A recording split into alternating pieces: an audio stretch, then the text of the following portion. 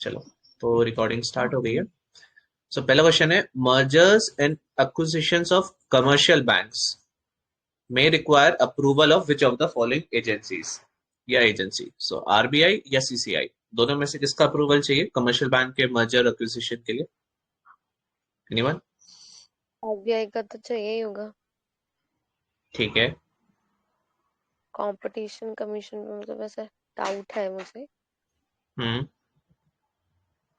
ठीक है, हो सकता है लेकिन हाँ, है, ठीक है, सही है। तो आरबीआई तो है ही राइट। आप यहाँ पे कमर्शियल बैंक में कुछ शेड्यूल बैंक मान लो, जो भी बोल लो, आरबीआई के एक्ट के अंदर उसको ये चीजें चेंज करनी पड़ेगी, है ना। आप जैसे लीगली चेंज करते हो नाम वाम वगैरह, तो वो तो ऑब्वियस सी बात है, आरबीआई हुआ ही हुआ है ना, सबका पापा है वो। बट यह सीसीआई भी एक इम्पोर्टेंट पार्टी है, जब से वो 2008 से अपने इफेक्ट में आई है। बिकॉज फिर वो चेक करती है whether these mergers have what we say shadow conspiracy बोले या शैडो इंटरेस्ट और नॉट, राइट। कि मान लो दो बैंक इसलिए करना चाहते हैं क्योंकि एक को रिकवर करना है, एक को कुछ और करना है, राइट। तो उस केस में CCI has been playing a major role to check on whether there is a duplicacy or there is some interest that is not being shown over here, right? And इसके अलावा क्योंकि CCI तो fair trade regulation को लेके, right, कि आपका fair होना चाहिए ट्रेड, है ना। सो उस फेयर ट्रेड के रेगुलेशन से रिलेटेड है, इसलिए ये एक मेंबर हो गया। एंड एक थर्ड पार्टी भी हो गई थी। थर्ड पार्टी के बारे में थोड़ा सा डिस्कस कर लेते हो, तो अब यूनियन मिनिस्ट्री भी काम करती है, ठीक है। Finance ministry specifically union cabinet से अप्रूवल लेती है, बट अपना जो सीसीपी है, सॉरी सीसीई है, राइट, वो अप्रूव करता है about whether these banks would be merged or not. हालांकि this would be only in the case of where there is PSU, मतलब हमारे पब्लिक सेक्टर बैंक।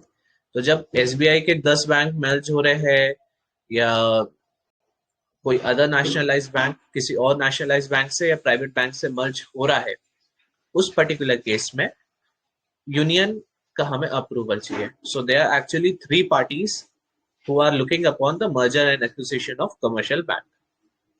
ठीक है, तो इसका आंसर था सी, करेक्ट। ठीक है, अब अगले पे चलते हैं। So the next one is about bank board bureau constituted in 2016. So it will be responsible for appointment of heads in PSBs first and financial institutions. Second, it will help PSBs in developing strategies and capital raising plans. And third, it will improve the governance of public sector banks। ठीक है, तो इन statements में से कौन कौन से सही है, किसी को ट्राई करना है?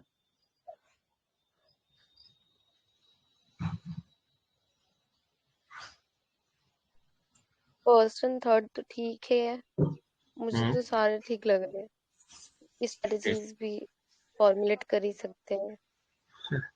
ठीक है, तो रेणु सर के अकॉर्डिंग इसमें है all of the above. Okay, तो रेणु सर के according all of the above है।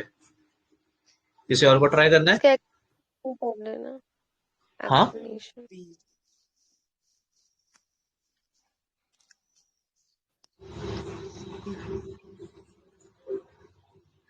ठीक, कोई कुछ बोल रहा था?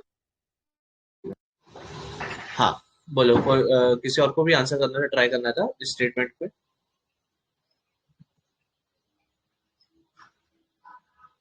कुल कोई नहीं, ठीक है। तो यहाँ पे तीनों स्टेटमेंट सही है, राइट। किसी को कमिटी याद है, कौन सी कमिटी से बैंक बोर्ड्स ब्यूरो फॉर्मुलेट हुआ था, ये इंद्रधनुष प्लान आया था बैंक के लिए? ए 7 पॉइंट प्लान था। चलो, ठीक है, अभी उत्तर नहीं जाते, अभी सिर्फ बैंक बोर्ड्स ब्यूरो पे रुकते हैं।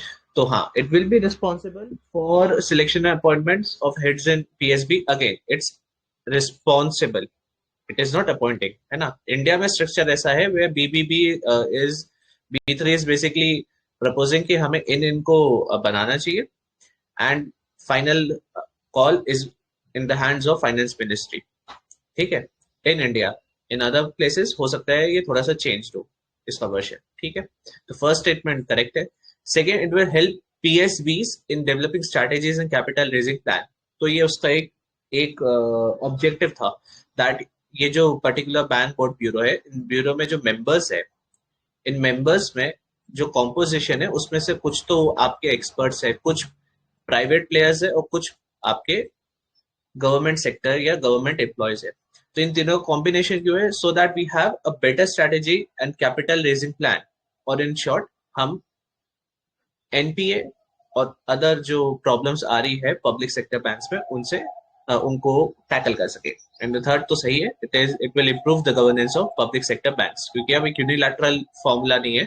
You have more than 3 candidates generally proposed by B3 about selection as a head of PSB or financial institution, और इन थ्री में से किसी एक को यूनियन कैबिनेट को चूज करना होता है। Cool, so all of the above इसका आंसर है। आगे बढ़ते हैं। Again BBB, so it selects the chief of LIC, NABARD and public financial institutions. Second, the persons selected by P3 should be approved by the appointments committee of the cabinet. तो इन दोनों statements में से कौन सा सही होगा?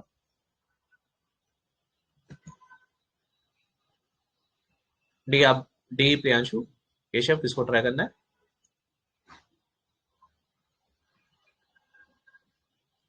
इजी है, it's, अभी हमने ऊपर ही देखा था, फाइनेंशियल इंस्टीट्यूशंस की बात करी थी हमने और पीएसबी की बात करी थी, राइट? तो एलआईसी क्या है? इस LIC government institution, government financial institution, yes. NABARD, yes. And public financial institution अलग से लिखा ही हुआ है। सो ऑल दीज थ्री, इनके जो चीफ्स है इट सिलेक्ट्स। एंड सेकेंड, जो अप्रूवल है, जैसे मैंने बोला अप्रूवल नहीं है यहाँ पे, रिकमेंडेशन होता है and then the approval is in the hands of ACC और appointments committee of the cabinet. ठीक है, तो इन दोनों ही स्टेटमेंट सही है। चलो आई गया। So BBB has been establish on the recommendation of which committee? PJ Nair, Narasimha, Nachiket Mor और Urjit Patel. PJ Nair. PJ Nair, correct. तो इनका इंद्रधनुष प्लान था बैंक्स की प्रोग्रेस के लिए, राइट? जो हम ट्विन बैलेंस शीट प्रॉब्लम की बात करते हैं, इकोनॉमिक सर्वे बार बार एनपीए और other bank such as bed banks की बात करते हैं, तो उन सब चीजों को मायने रखते हुए पीजे नायक कमेटी बनी थी अराउंड 15, एंड उसने प्रपोज करे थे कुछ पॉइंट्स। इन पॉइंट्स, सबसे अच्छी बात है इन सब पॉइंट्स की जो स्टार्टिंग है वो ए बी सी डी से लेके एफ तक है, ठीक है? सो आपको कभी कभी देखना हो तो एक बार देख सकते हो। एफ सातवां होता है ना, हाँ, तो एफ तक है। And then we have Narasimham committee. थोड़ा सा आइडिया है इसके बारे में किसी को? अच्छा, नचिकेत मोर कमेटी के बारे में ये तो होना चाहिए, हाँ। नचिकेत तो उसकी है ना, फाइनेंशियल सर्विसेज की है, स्मॉल बिजनेस के लिए जो था। हाँ, ऑलमोस्ट के स्मॉल फाइनेंशियल सर्विसेज या फिर बोले एसएफबीज हो गए या फिर आपके पेटीएम के पेमेंट बैंक्स हो गए, इन सब के लिए, ठीक है? तो ये था कि फाइनेंशियल सर्विसेज बैंक्स ही दे, पर वो बैंक्स अब बैंक्स ना हो ब्रिक एंड मोर्टर वाले जैसे बड़े बड़े, but instead they should be a little bit more comprehendable to citizens या उनके लिए फ्रेंडली। तो ये small banks sort of category में आता है। उर्जित पटेल कमेटी,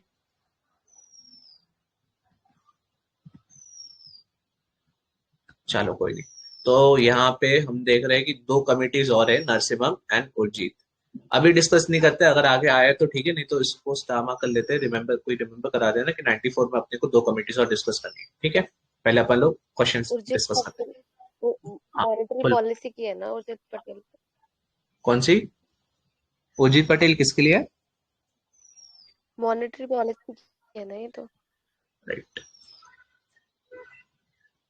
और थोड़ा सा एक्सप्लेन, नहीं? Urjit Patel monetary committee. Policy के फ्रेमवर्क को, हाँ हाँ हाँ, इसको जो मॉनेटरी पॉलिसीज है इसके फ्रेमवर्क को स्ट्रेंथन किया था, उसमें चेंजेस किए थे। रघुराम राजन के टाइम की है ये भी। नरसिम्हन वाली याद नहीं आ रही। ये रघुराम राजन के टाइम के, ठीक है। एंड इसका फोकस किस पे था?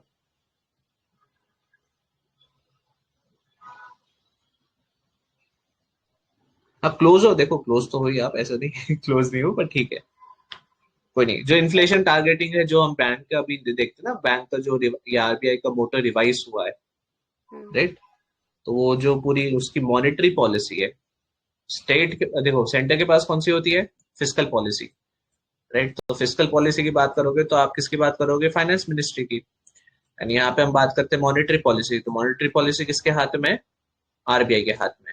क्या था इन दोनों के बीच में, टसल था। टसल इन द सेंस कि बहुत ज्यादा ओवरलैपिंग थी। आप अगर किसी को बोल दोगे कि मुझे डेवलपमेंट चाहिए, तो डेवलपमेंट अगर आप अच्छे से मेंशन नहीं करोगे या ब्रॉडली उसको बताओगे नहीं किन किन पैरामीटर्स पे चलते हुए आपको डेवलप करना है, सो कहीं ना कहीं डबल एक्शन हो जाता है या ड्यूअल पॉलिसी हो जाती है। ठीक है, ड्यूअल पॉलिसी एक प्रॉब्लम है, where if these policy are in harmony they will be rejuvenating और will be working in tandem, right. अगर अगर वो अपोजिट में हो गया, उनमें कुछ क्लैश हो गया, तो उस चक्कर में it instead gives negative impact. तो इसी को तो ध्यान में रखते हुए, हाँ बोलो। यही ना, जो उदित पटेल जो थे ना, हाँ, इनका थोड़ा कॉन्ट्रडिक्शन था रघुराम राजन से।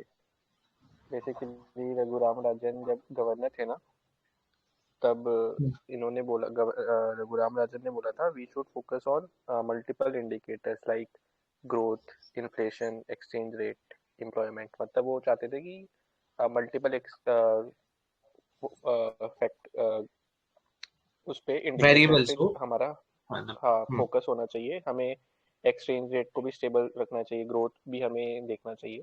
बट हम्म, उर्जित पटेल ने रिकमेंड किया था we should only focus on inflation. Hmm हम्म, जो हम, और वही आगे चल भी रहा है कि जैसे हमने देखा कि जो मॉनेटरी पॉलिसी कमीशन कमेटी होती है, तो वो हर, मतलब वो उन्होंने फिक्स कर रखा है 4%, 4% inflation target with variation of +- 2%।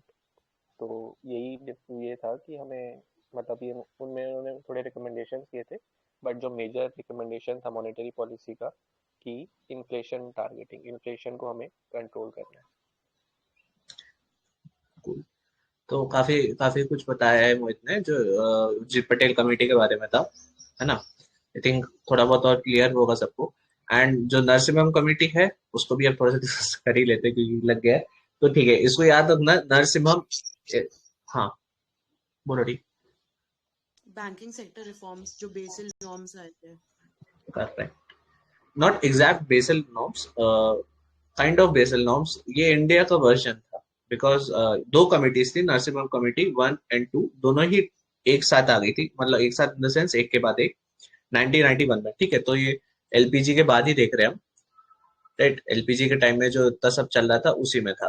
किसी ने स्कैम देखा हो, स्कैम 1992, तो उसमें काफी नरसिम्हा कमेटी के जो रिकमेंडेशंस थे उनका ही आप देखोगे इम्पैक्ट पड़ रहा था। ठीक है, तो Narasimha committee was about banking sector reforms. And as pointed out by the कि उसमें बहुत सारे जो इंडिकेटर्स थे, कैपिटल एडिक्वेसी रेशियो बात कर लो, नैरो बैंकिंग कर लो, स्मॉल बैंक, स्मॉल सॉरी हाँ बैंकिंग के बारे में बात करो, तो ये सारी जो चीजें थी ये नरसिम्हा कमेटी ने सजेस्ट करा था। सो it was a Indianised version of Basel norms, right. And इन्होंने जो स्टार्ट करा, देन आरबीआई कंटिन्यू। ठीक है, अब फट से अगला देखते हैं। So the question is about deposit insurance and credit guarantee corporation, DICGC। तो क्या है that all commercial banks and urban cooperative banks have to register with DICGC for providing insurance to depositors. Second, RBI incurs the insurance premium burden, and then government incurs the insurance premium burden. तो इन दोनों statements में से कौन सा सही है, sorry इन तीनों में से कौन कौन सा सही है? थर्ड तो सही लग रहा है, बट लाइक फर्स्ट का नॉट श्योर। ठीक है, तो डी के अकॉर्डिंग ये सही है, right. And first is unsure. Okay, और इसमें ये है हाँ ना मोहित। कि गवर्नमेंट थोड़ी ना करेगी, मुझे लगता है कि शायद बैंक या कंपनी, कॉरपोरेशन ही तो इंश्योरेंस करेगी, इनकर insurance premium burden, sorry bank. अच्छा, ठीक है, तो राइट, गवर्नमेंट नहीं करती, गवर्नमेंट इंश्योरेंस प्रीमियम का बर्डन उनका नहीं करती कभी। ठीक है, मतलब बैंक्स क्यों करती है? प्रीमियम वो वही अमाउंट हो गया ना, हम्म, कि जो हम स्टार्टिंग में इंश्योरेंस लेने से पहले एक अमाउंट पे करते हैं, तो वो अगर हम हम्म, देखा जाए एज एन इंडिविजुअल, तो अगर लेट्स से एक, वो तो फिर हर बैंक अकाउंट के बेसिस पे गवर्नमेंट को पे करना पड़ेगा। तो मुझे लगता है हम्म। शायद बैंक ही करेगी, या फिर कुछ गवर्नमेंट का पता नहीं, हो भी सकता है, but I don't think so कि गवर्नमेंट करेगी प्रीमियम पे। ठीक है, तो हाँ सही है, ये दोनों स्टेटमेंट्स ही गलत है। इसका एक्सप्लेनेशन देखते हैं अभी। एंड जो फर्स्ट है वो सही है, तो काफी हद तक जो मोहित ने बोला सही है। कि क्या होता है कि पहले बात तो हाँ, गवर्नमेंट ऐसा नहीं है, जो लॉजिक उतना मतलब थोड़ा सा देखा जाए ऐसा नहीं, गवर्नमेंट कर नहीं सकती, गवर्नमेंट कर सकती है क्योंकि ऑब्वियसली वो चाह रही है सबका बैंक अकाउंट और फाइनेंशियल इंक्लूजन, राइट। पर ये जो डीआईजीसी है ये इनफैक्ट री भी करता है ना। The problem is that DICGC generally हम एसोसिएट कर लेते हैं यूजर अकाउंट्स के साथ, राइट। कि जो हम लोग है, आप है, ठीक है, तो हम लोग के जो अकाउंट्स बने हुए हैं ये अश्योर हो रहे हैं। जबकि इनफैक्ट जो डिपॉजिट इंश्योरेंस एक क्रेडिट गारंटी कॉर्पोरेशन है, इसका एक्चुअल मोटो है सारे कमर्शियल बैंक्स के डिपॉजिट को इंश्योर करना। It's not us, it's commercial banks. So वो कमर्शियल बैंक्स है जो कि अपना डिपॉजिट इस डीआईसीजीसी के थ्रू इंश्योर करवा रहे, and hence it's commercial banks who have to pay for that. ठीक है, एक बार अपन देख लेते हैं एक्सप्लेनेशन। ठीक है, कौन सा था ये? 95, हाँ ठीक है। सो ये रहा, एज पर डीआईसीजीसी एक्ट 1961, पहला must register all commercial banks schedule and non schedule board. ठीक है, जो मतलब जो एक्ट अपने सेक्शन 2 में आ रहे कि नहीं आ रहे, पर दोनों ही। And urban cooperative banks and state and district central cooperative banks as an insured bank. ठीक है, तो पहला स्टेटमेंट क्या हुआ कि all banks which are whether scheduled or non-scheduled, first, and second, whether they are urban or state and district cooperative banks। तो cooperative banks भी इसके ambit में आ रहे। सेकेंड स्टेटमेंट अब देखते हैं। So every insured bank is liable to pay premium to DICGC as may be notified after the approval of RBI.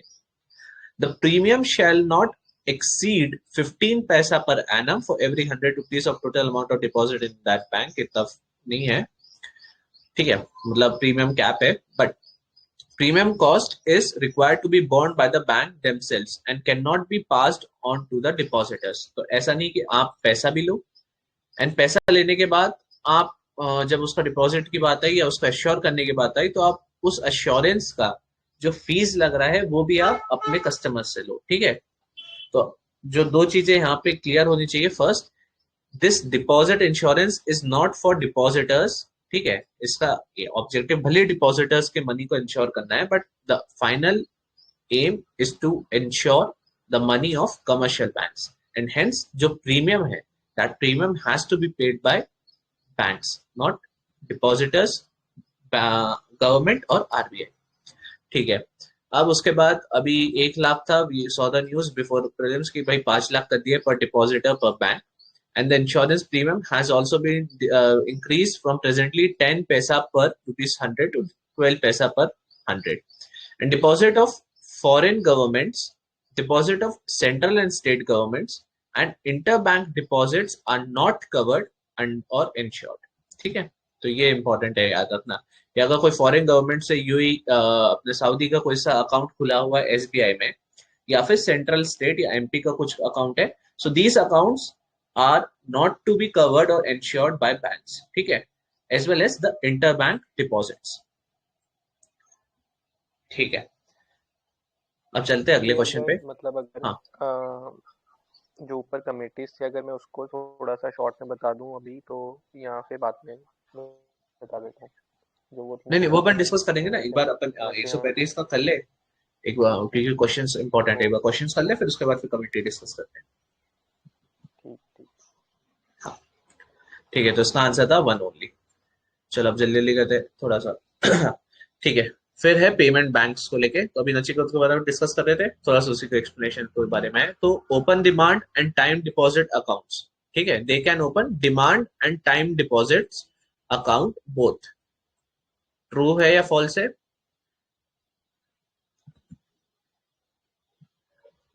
चलो चलो हाथ में बताना। ठीक है, they setup as differentiated banks, they may act as business correspondents for other bank। ठीक है, so they can act as BC for other banks, and they will provide other banks provide payments, remittance services to migrant labor workforce and small businesses। So migrant labour workforce and small businesses, इनको भी services provide कर सकते हैं कौन? Payments banks. ठीक है, तो इन चारों स्टेटमेंट्स में से कौन कौन सी सही होगी? सेकंड तो बिल्कुल सही है कि जो स्मॉल फाइनेंस बैंक्स और पेमेंट बैंक्स को डिफरेंशिएटेड बैंक्स बोला जाता है। और फर्स्ट वाला हमेशा मैं स्टेटमेंट देखते ही मैं कंफ्यूज हो जाता हूँ, मतलब एनबीएफसीज का और एक ये पेमेंट बैंक्स का मैं याद ही नहीं कर पाता हूँ, तो मुझे फर्स्ट का नहीं पता।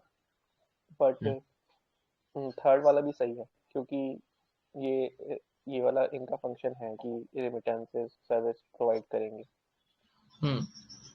सॉरी, फोर्थ वाला सही है और सेकंड सही है। थर्ड और ठीक है, फर्स्ट हाँ, डी लग थर्ड रहा ऑफ, है, डी। ठीक है, तो रॉबिनहुड के अकॉर्डिंग डी है, और मोहित आपके अकॉर्डिंग क्या है?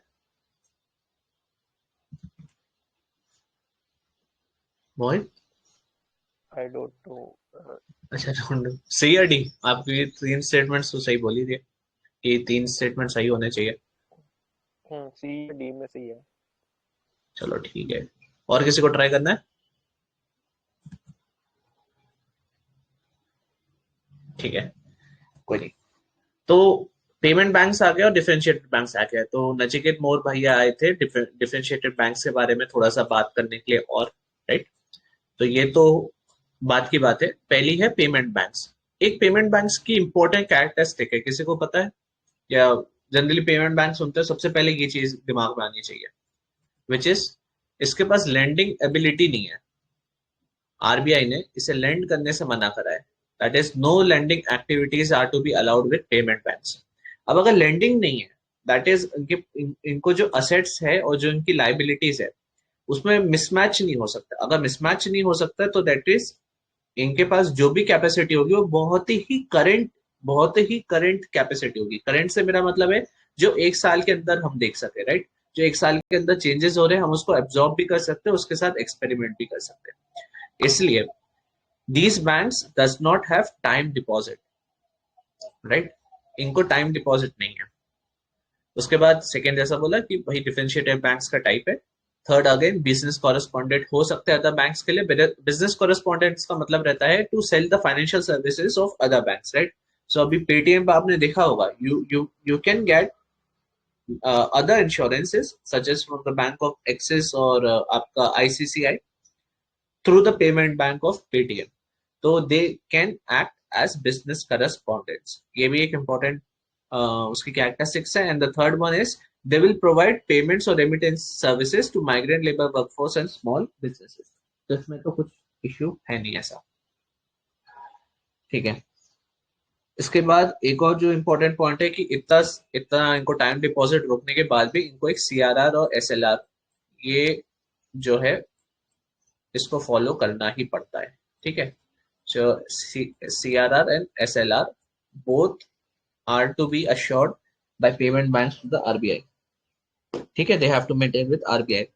And इसके अलावा एक क्रेडिट कार्ड वाला फैसिलिटी है वो देखी जाता है, because you don't have time deposits. जो क्रेडिट फैसिलिटी है वो आपका बहुत बहुत रिड्यूस हो जाता है ना, to act as a credit card provider और क्रेडिट मनी टू एनीवन। तो ये लोग क्रेडिट मनी भी नहीं दे पाते, that is they don't issue credit cards but they can issue debit and ATM cards, ठीक है। सो यहाँ पे सही आंसर है सी। ये पेमेंट बैंक्स का कोई एग्जांपल है, मतलब जैसे क्या पेटीएम पेमेंट बैंक है क्या? मतलब मैं कंफ्यूज हूँ। हाँ, पेटीएम है, पोस्टल भी है, पोस्टल वाला जो है पोस्ट ऑफिस वाला। करेक्ट, तो सबसे अच्छा जैसे एग्जांपल पोस्टल पेटीएम है। में जैसे लोन और बैंकिंग फैसिलिटीज आती हैं, तो लोन का भी मतलब, तो लेकिन पेमेंट बैंक्स में तो लोन हम दे ही नहीं सकते बैंक्स। जो वो लोन दे रहा है, ठीक है, वो जो पूरी फैसिलिटी है उसके बारे में आरबीआई बार बार इश्योरेंस निकालता है कि आप इनसे लोन मत लो, राइट। देखो चलो ये अच्छा एक बार 100 तक कर ले फिर अपन एक बार डिस्कस कर लेते हैं, ठीक है, क्योंकि मेरे ख्याल से आगे हाँ वो हाँ शायद हो सकता पॉइंट है हाँ, ना। तो अपन कंटिन्यू। एक बार उसको कर लेते हैं फिर अपन बात करते हैं। ये लोन वाला एक जेन्युइन डाउट है कि कैसे पेटीएम जो है it is able to give how to say loans to us, right, जबकि इट्स रेस्ट्रिक्टेड। तो अपन इसको डिस्कस करेंगे थोड़ी देर से। चलो अगला वाला क्वेश्चन देख लेते हैं एक बार तब तक। So the launched India Post payment bank, it allows demand and fixed deposit both. पहला statement. Second, it allows savings and current account both. Third, it is a public sector company. ठीक है, 97 में कौन कौन सी स्टेटमेंट सही है?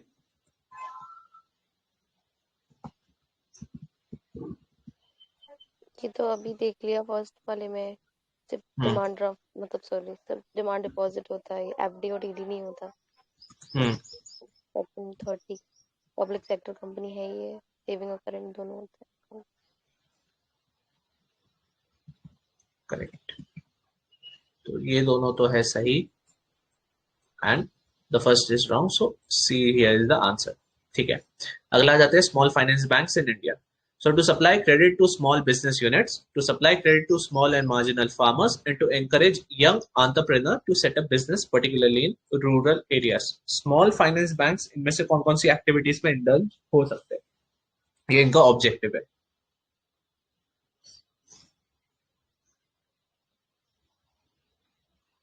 ये UPSC PYQ है क्या? शायद, पता नहीं। स्मॉल फाइनेंस बैंक्स, अच्छा, ये वाला could 98 be, question. Could be. तीनों सही लग रहे हैं। इसमें मुझे इतना याद है ना कि ऐसा कुछ था, तो जो लास्ट स्टेटमेंट थी ना, इसमें एक वर्ड था पर्टिकुलरली रूरल एरियाज। तो ये ऐसा नहीं है कि ये विलेजेस में ही आप वो होता है, ये मतलब अर्बन में भी हो सकता है। और पर्टिकुलरली यंग एंटरप्रेन्योर्स को ही क्यों करेगा, मतलब एक पर्पस अगर मतलब है तो करेगा, अगर तो वो अर्बन में भी करेगा। हाँ राइट, ये भी क्वेश्चन शायद किया हुआ है कहीं पे। तो ये यंग एंटरप्रेन्योर्स को तो करेगा, बट पर्टिकुलरली टर्म से ही पता चल रहा है खाली रूरल एरिया नहीं है, ब्रॉड एरिया ले रहा है वो एक। ठीक है, तो इसका अपन एक्सप्लेनेशन एक बार देख लेते हैं 98 का। ओके ठीक है, सो 98 का ऑब्जेक्टिव क्या है? Setting of small finance bank to promote financial inclusion, right. तो जैसा कि सबने पॉइंट आउट करा कि particularly words the financial inclusion का मोटिव, राइट। तो इसलिए थर्ड स्टेटमेंट यहाँ करेक्ट हो जाता है, इनकरेक्ट हो जाता है, सॉरी।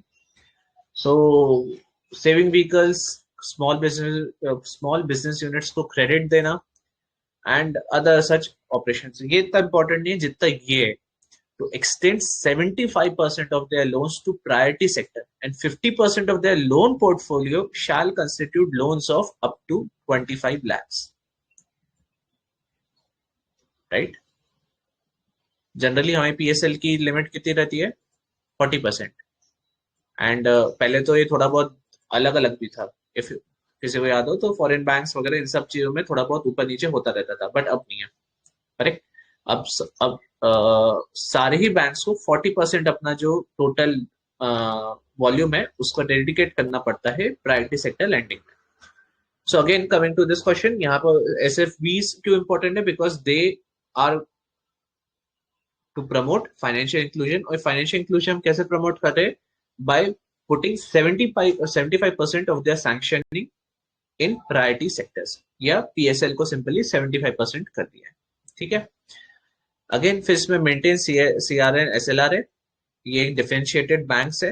एंड मूविंग ऑन, ये अलग अलग small and marginal farmers, MSMEs, not MSME, MSEs and other unorganised entities को पैसा दे सकते हैं। ठीक है, and there will not be any restriction in the area of operation, right? So जो particularly in rural areas है, that gets void, and hence our answer here becomes 1 and 2 only. बढ़िया, आगे बढ़ते हैं। So a new organizational structure, board of management, was proposed by urban cooperative banks by which committee? Malegaon, Nachiket more, Raghuram Rajan, Narasimham committee. ठीक है, किसी को try करना है? पुराना क्वेश्चन है, वैसे तो आना नहीं चाहिए, मतलब पेपर नहीं आना चाहिए, हालांकि ये पूरा एलिमिनेशन के थ्रू होने वाला क्वेश्चन है।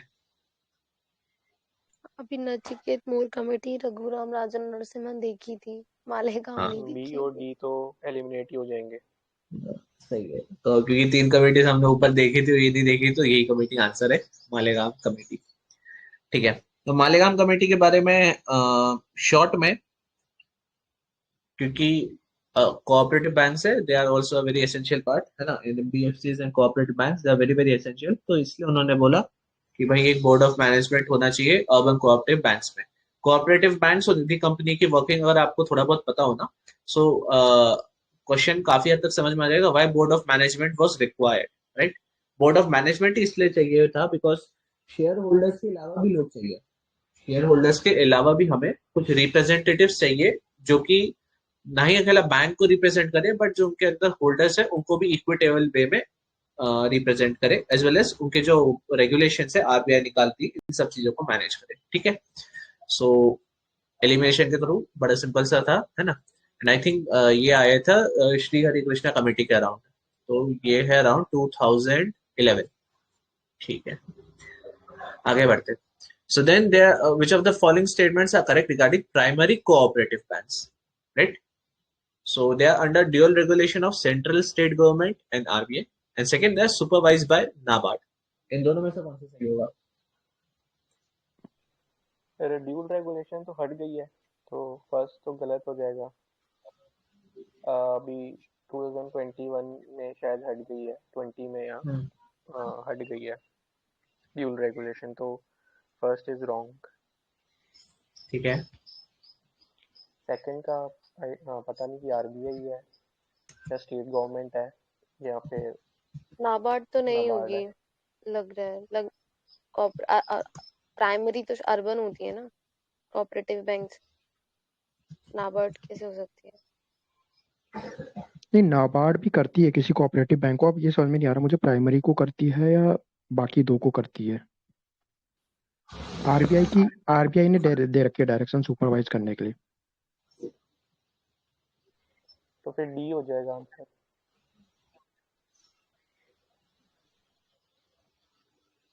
हाँ, डी ठीक है। पेपर डी है।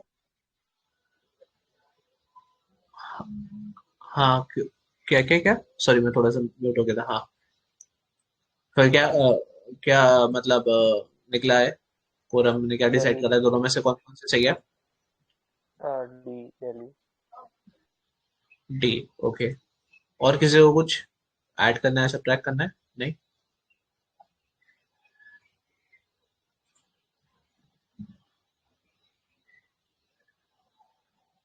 ठीक है। तो फर्स्ट स्टेटमेंट क्यों गलत था, मुझे हाँ मोहित, आप क्या बोले थे, फर्स्ट स्टेटमेंट क्यों गलत है? इसमें ड्यूल रेगुलेशन पहले थी ना, वो अब हम्म 2020 की एक्ट जो आई थी उसमें हम्म ये ड्यूल रेगुलेशन हटा दी थी मेरे ख्याल से अर्बन पूरी नहीं कोऑपरेटिव बैंक हटी है से। शायद अभी, क्योंकि आरबीआई को ग्रेटर ठीक पावर है। दी थी, लेकिन पता नहीं। हाँ हाँ हाँ, सही जा रहे हो, सही जा रहे हो। आंसर क्या है, ए वन है क्या, क्या है? देख लेते हैं इसका आंसर क्या है। इसका आंसर फर्स्ट स्टेटमेंट सही होना चाहिए, and it is first statement. किसने ऐड करा था आरबीआई की रेगुलेटरी पावर बढ़ रही है को लेके? बिल्कुल सही ऐड कर रहा था वो, रॉबिन हुड थे क्या? हाँ हाँ हाँ। नहीं, मुझे तो इतना पता है कि ये तो ड्यूल रेगुलेशन तो हट गई है 2020 के बाद जो अमेंडमेंट आई थी। नहीं नहीं, देखो क्या है हाँ, कि, हाँ बोलो बोलो। उसमें बस इतना था कि आरबीआई जो बोर्ड ऑफ डायरेक्टर के क्वालिफिकेशंस को वो कर सकता है, और डायरेक्टर को, मतलब बोर्ड ऑफ डायरेक्टर को सुपरसीड करना है, तो उसके रिगार्डिंग भी प्रोविजंस थे। लेकिन पूरा कंट्रोल स्टेट गवर्नमेंट का हटा नहीं है, क्योंकि वो कोऑपरेटिव सोसाइटीज जो होती है ना, वो रजिस्ट्रार ही उसका स्टेट गवर्नमेंट का देखता है।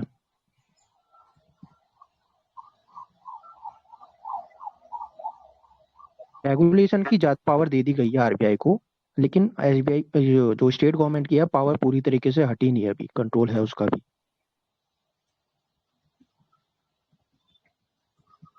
मोहित, आपको क्लियर हुआ थोड़ा सा? वही कि मैंने उसको उस वे में ले लिया कि आरबीआई पे ही आ गया पूरा सब कुछ। हाँ हाँ, तो देखो कोई भी बैंक रहता है ना, उसमें रेगुलेशन रहते हैं, ऑपरेशन रहते हैं, राइट। तो रेगुलेशन का पार्ट ऑलमोस्ट हर बैंक का कौन देखता है? आरबीआई।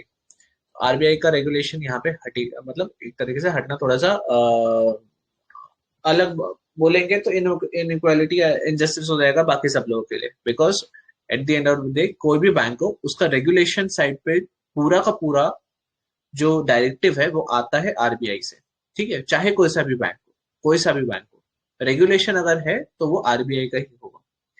इसमें जो सेकंड पॉइंट है कि भाई सेंट्रल और स्टेट गवर्नमेंट कहाँ तक आते हैं, आई थिंक इन एक्सप्लेनेशन में दिया होगा। हाँ, दैट जो ड्युअलिटी ऑफ कंट्रोल है या रेगुलेशन सुपरविजन, उसमें ये सेकंड पार्ट जो ने बताया, रजिस्ट्रार ऑफ कोऑपरेटिव सोसाइटी, ये तो एक्ट करता ही करता है। So because he it is also acting along with RBI, right, है ना। Hence there is a dual regulation of central state government and RBI, ठीक है। एंड सेकंड है अपना सुपरवाइज बाय नाबार्ड। तो सुपरवाइज बाय नाबार्ड ये बैंक्स नहीं थे, बट नाबार्ड किसी बैंक से, किसी पर्टिकुलर कैटेगरी ऑफ बैंक से रिलेट होता है, किसी को आइडिया है? हाँ, वो कोऑपरेटिव बैंक में ही अलग अलग लेवल होते हैं ना, वो करता है किसी को, मेरे ख्याल से। एक तो ये प्राइमरी वाले तो अर्बन वाले आ गए ना, ये प्राइमरी कोऑपरेटिव बैंक अर्बन वालों को कहते हैं। मेरे ख्याल से रूरल वाले कोऑपरेटिव बैंक को रेगुलेट करता है, वो सुपरवाइज करता है शायद। रेगुलेट आरबीआई हाँ, करेगा, लेकिन सुपरवाइज नाबार्ड करता है। करेक्ट। राइट। सुपर एजो ने बताया प्राइमरी कोऑपरेटिव बैंक्स तो आ गए अपने अर्बन में, उसके अलावा सेकेंडरी जो है, तो सेकेंडरी साइड पे हम पहुंच जाते हैं रूरल साइड पे, तो रूरल बैंकिंग के लिए नाबार्ड एक्ट करता है ना। बढ़िया, ठीक है, तो इसका आंसर था ए। चलो अब आगे चलते हैं। So it's about regional rural banks और आरआरबीज। तो पहला, they is are regulated by RBI, and second, they are supervised by NABARD, ठीक है। तो इन दोनों में से कौन से स्टेटमेंट सही होंगे?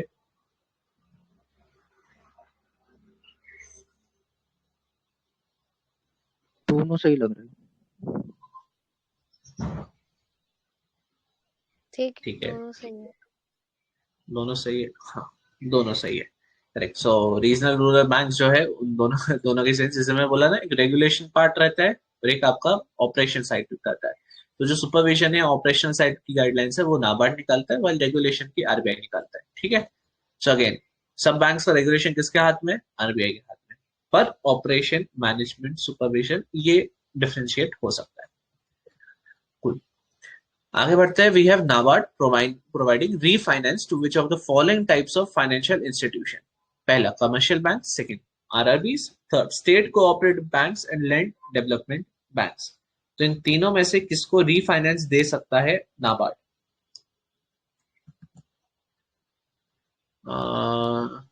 Sorry, we have NBFCs too, sorry, so we have NBFCs too. So 4 options है, इन चारों में से कौन कौन को NABARD is providing refinance? Refinance वैसे होता क्या है?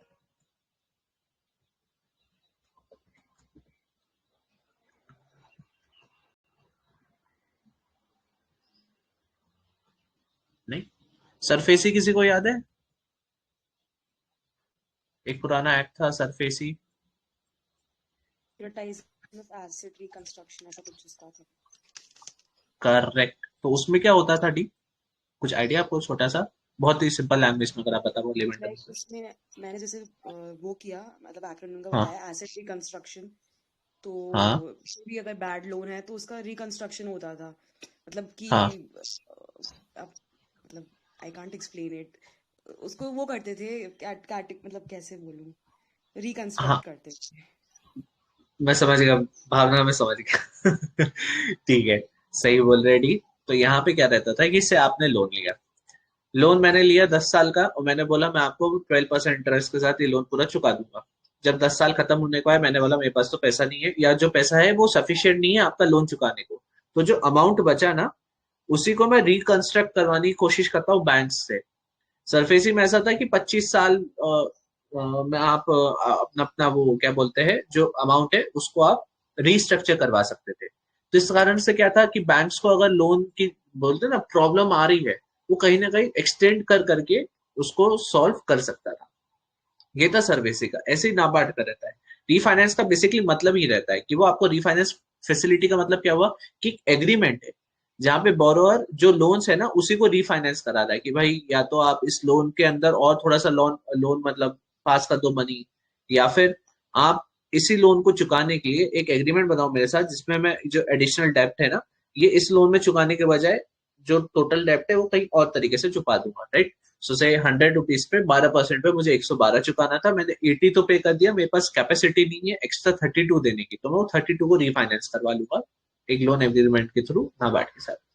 खैर, क्वेश्चन है कि इन चार फैसिलिटीज में से कौन कौन सा, ठीक है, उसको अबिलिटी है नाबार्ड से रिफाइनेंस मिलने की। तो पहला है कमर्शियल बैंक, सेकंड है आरआरबी, थर्ड है state cooperative banks, land development banks, और फोर्थ है अपना नॉन बैंकिंग फाइनेंशियल कमिटीज। ठीक है, कौन कौन से होंगे इसमें?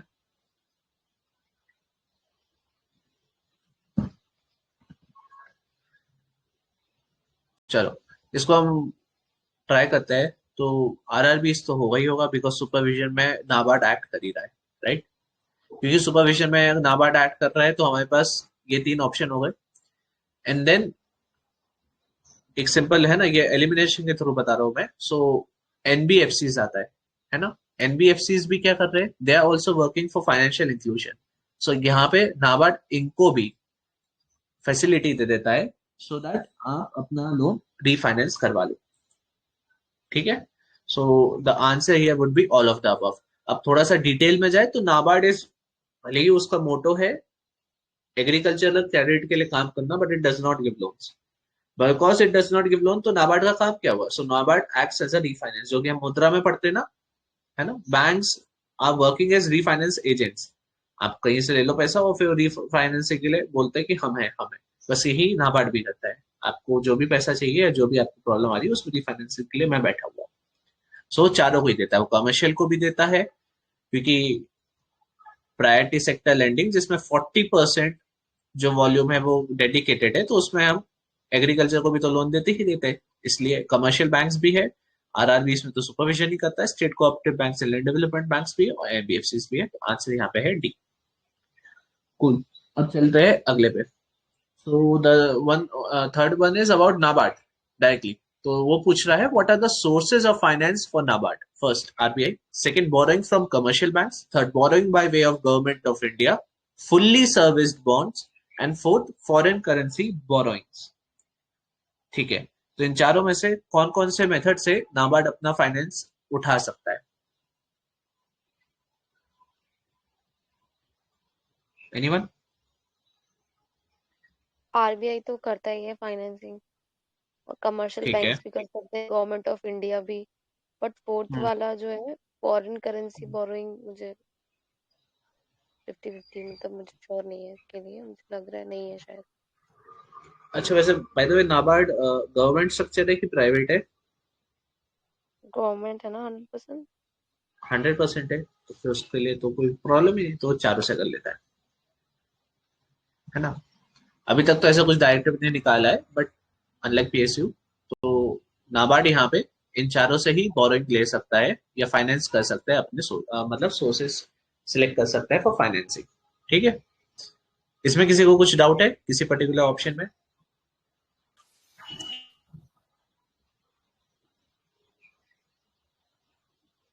कोई कुछ बोला नहीं? आगे बढ़े, ठीक है।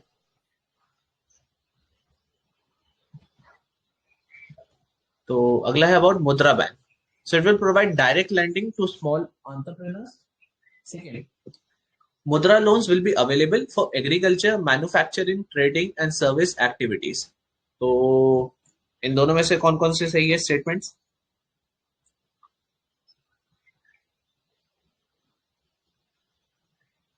जैसे नाबार्ड रूरल एरिया के लिए है ना, तो हम्म, मुद्रा वाला मतलब ये दोनों ही रीफाइनेंसिंग है ना, तो वो प्राइमरी सेक्टर ऑक्यूपेशन के लिए है, और ये मुद्रा वाला सेकेंडरी और टर्शरी के लिए ना शायद।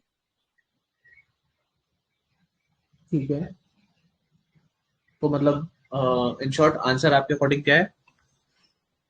सी? और तो डी दोनों गलत है ना, फर्स्ट दोनों वाला है। गलत है, डी। ओके, तो यही आंसर है। हाँ, बोलो मोहित। बेसिकली ना बैंक से हमें मुद्रा लोन्स मिलते हैं, मतलब हम बैंक में जाएंगे ना तो हमें अप्लाई करना पड़ेगा मुद्रा लोन्स के लिए, तो वो अपने अपने इंटरेस्ट रेट्स बताएंगे कि मुद्रा लोन का रेट ये है। तो हमने कोई ऐसा बैंक भी नहीं देखा अपने एरिया में कि जिसमें बाहर लिखा हो कि मुद्रा बैंक लिखा हो, मतलब कि उसकी कोई ब्रांच हो, ऐसा कुछ नहीं। तो ये बैंक के अंदर ही एक सिस्टम बनाया हुआ है, तो ये फर्स्ट इसलिए गलत हो जाएगा। और आई सेकंड थिंक तो हाँ हाँ बोलो बोलो दीपाली, दीपाली। सॉरी। तो ये मुद्रा स्कीम तो फॉर एमएसएमई के लिए थी ना, हाँ एमएसएमईज के लिए है, परफेक्ट। तो सर स्मॉल एंटरप्रेन्योर्स तो उसमें आ जाएंगे, डायरेक्ट लेंडिंग उनको की जाती है। हाँ देखो, डायरेक्ट अभी मैं बोला डायरेक्ट लेंडिंग का मतलब आप सीधे पैसा दे रहे हो कि आप पैसा ले लो, मैं आपको 1 लाख रुपए दे रहा हूँ, आप मुझसे डायरेक्ट 1 लाख ले लो, ये डायरेक्ट लेंडिंग है। पर मुद्रा बैंक है ना, वो इन सब कामों में आता ही नहीं है। वो आपको डायरेक्ट 1 लाख रुपए नहीं देता है। वो बोलता है आप थर्ड पार्टी से उठाओ और उसकी जो भी जवाबदारी है वो मेरी है। राइट, वो आपको टेंशन फ्री करता है। हेंस ये जो फैसिलिटी प्रोवाइड करता है, जैसा पिछले स्टेटमेंट में अपन ने देखा, इट्स रीफाइनेंस। सॉरी आज थोड़ा माउस वर्क नहीं कर रहा है ना। सो इट्स रीफाइनेंस जो हमें मुद्रा बैंक प्रोवाइड करवाता है। It's not direct lending, it's refinance. वो थोड़ा मिसकंसेप्शन हो जाता है क्योंकि कई बार बैंक बोलते हैं ना कि हमें मुद्रा लोन उठा लेना चाहिए 10 लाख का।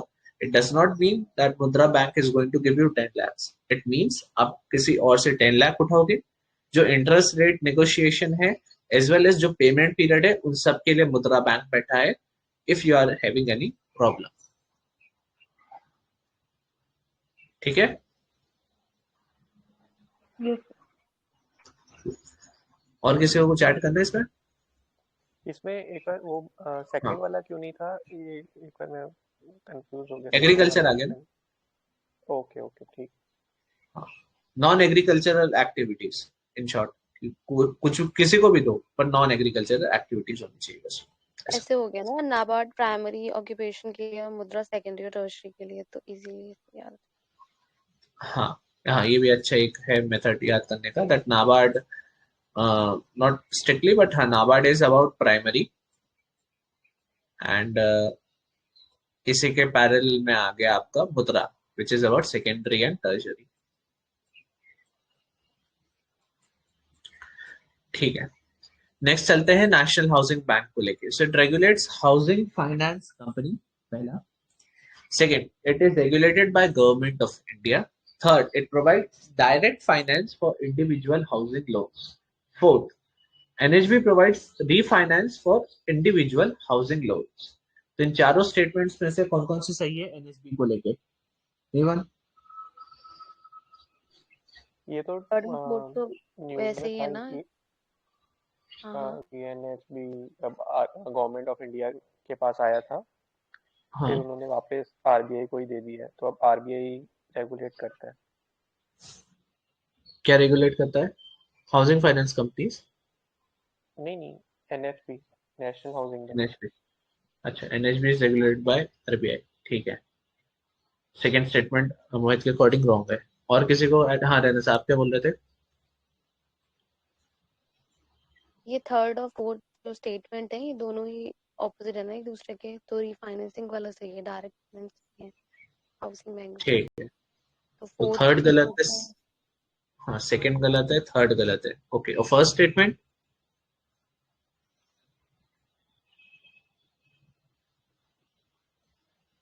फर्स्ट भी गलत ही हो गया ना, क्योंकि आरबीआई है।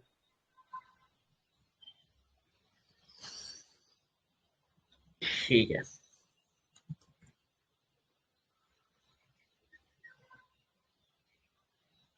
एक minute.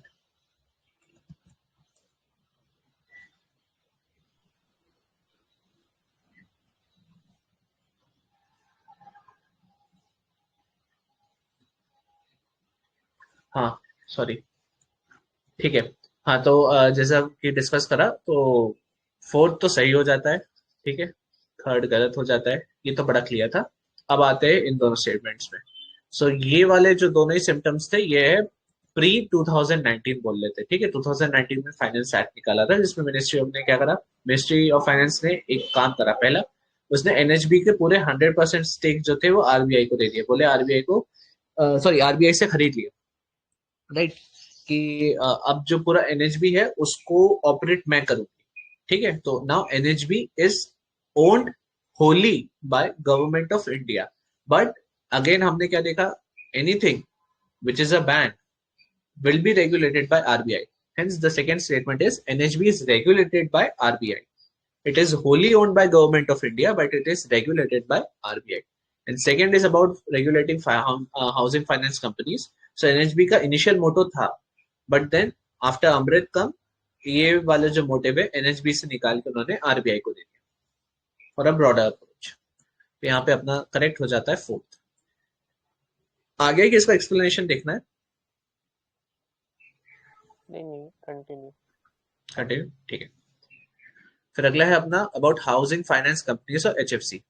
So एचएफसीज are under direct regulation of RBI and एचएफसीज are category of non banking financial companies और एनबीएफसीज। दोनों में से कौन कौन सी सही है?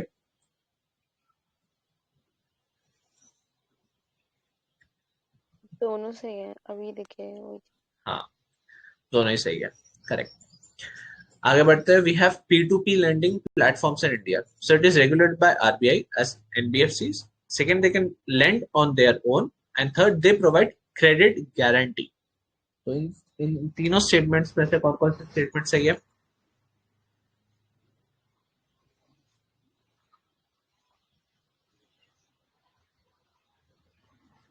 तो कुछ आइडिया है P2P के बारे में?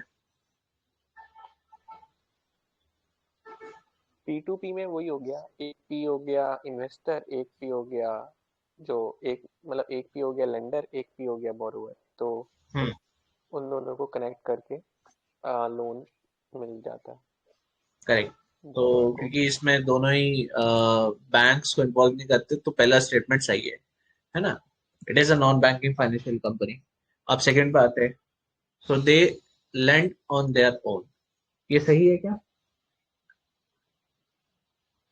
गलत लग रहा है। हाँ, गलत है, सही बात। खुद लैंड नहीं करते, वो तो एक प्लेटफॉर्म प्रोवाइड कर रहे हैं। Correct, correct. अभी हमने देखा, अभी जैसे मोहित ने बताया कि यहाँ पे पीयर टू पीयर है, राइट? तो पीयर टू पीयर है, इसलिए प्लेटफॉर्म एक्ट ही नहीं करते, तो सेकंड स्टेटमेंट गलत हो जाता है। Perfect. So they can't lend on their own, in fact they are like a shari.com for investors and borrowers. Third है, they provide credit guarantee. इसके बारे में क्या थॉट प्रोसेस है किसी का?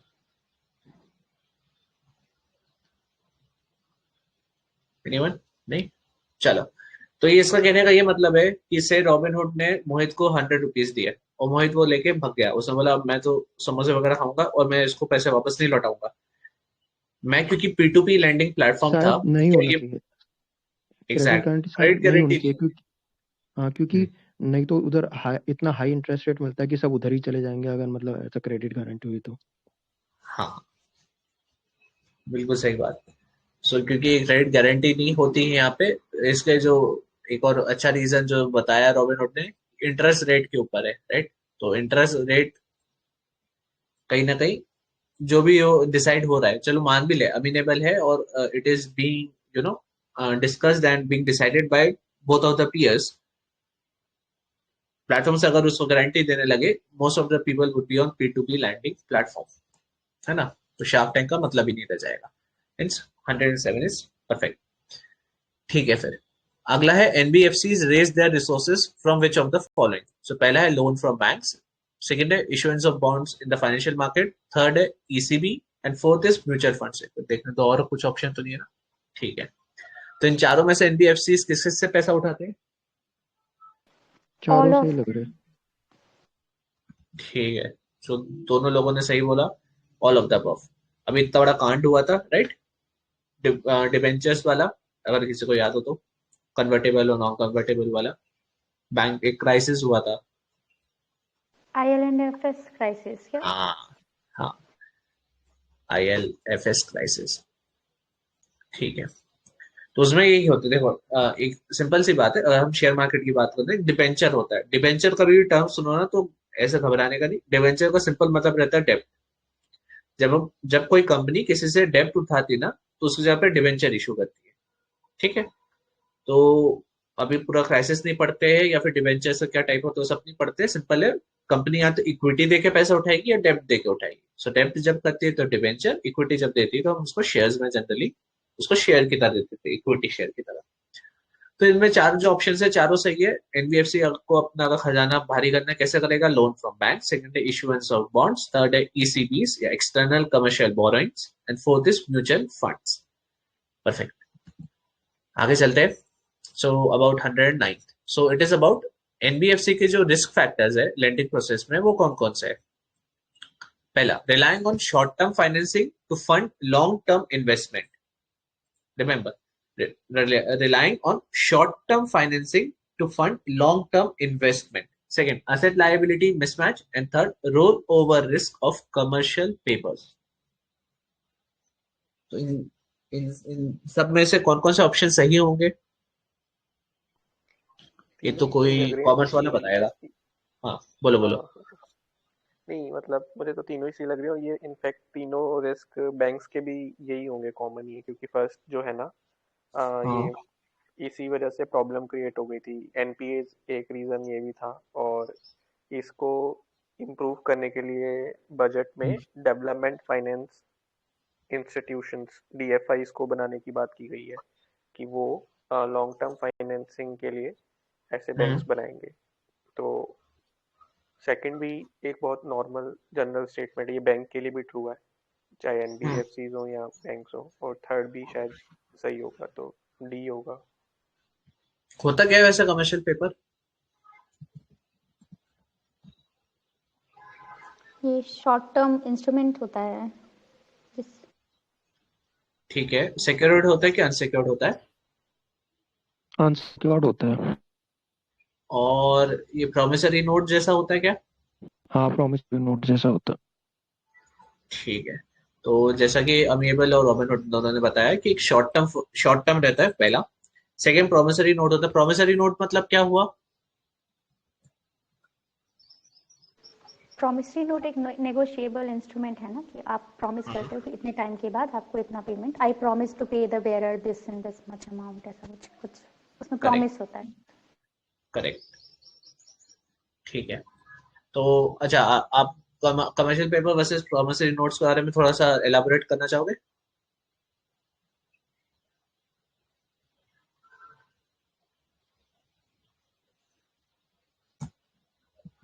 कूल, ठीक है। तो जैसा कि अमीएबल ने बताया, प्रॉमिसरी नोट का मतलब है प्रॉमिस कर रहा हूं, राइट? अब इसमें क्या ऐसा खास है कमर्शियल पेपर्स में? It is unsecured. अनसिक्योर्ड का मतलब क्या हुआ? देयर इज नो कोलैटरल या फिर there is no asset associated. इसका मतलब इन शॉर्ट ये हुआ कि से बैंक से दे देगी कि मैं प्रॉमिस करता हूँ मैं आपको 25 लाख दे दूंगा। स्कैम आया किसी को याद? स्कैम 1992 में इतने सारे कमर्शियल पेपर्स को लेके जो सब चला था कि बैंक्स प्रॉमिस कर रही है हम आपको इतना पैसा दे देंगे, आप ये इतने टाइम बाद आना, मैं आपको इतना पैसा दे दूंगा। This is what about promising notes are और कमर्शियल पेपर्स आर। जब कुछ भी असेट नहीं रहता है, जो रहता है वो सब जबान की क्या बोलते हैं, वेट, उसको सॉरी वेट ऑफ टंग भी मतलब उसको हिंदी में जो बोलते हैं मुझे याद नहीं आ रहा एग्जैक्ट, ठीक है। So it is all about the weight of words और द प्रॉमिस। तो कमर्शियल पेपर्स का एक रोल ओवर रिस्क रहता है, ठीक है। आप उसको बार बार यूज करोगे, बाद में पता चला इसका तो वैल्यू ही नहीं है, तो वो सब एक थोड़ा सा कॉम्प्लेक्स मैकेनिज्म है। सेकेंड अपना एसेट लायबिलिटी मिसमैच, ये तो किसी भी इंस्टीट्यूशन में हो सकता है, any financial institution there can be asset liability mismatch, ठीक है। असेट और लायबिलिटीज को लेके क्वेश्चन आ चुका है पीवाईक्यू में, सो आई डोंट थिंक कि थोड़ा सा उसको एक्सप्लेन करने की जरूरत है। सिंपल में बैंक अकाउंट्स क्या होते हैं? असेट की लायबिलिटी, जो हम सेविंग्स अकाउंट खोल रहे हैं, आर दे असेट और liability? Liability of the bank, asset for us.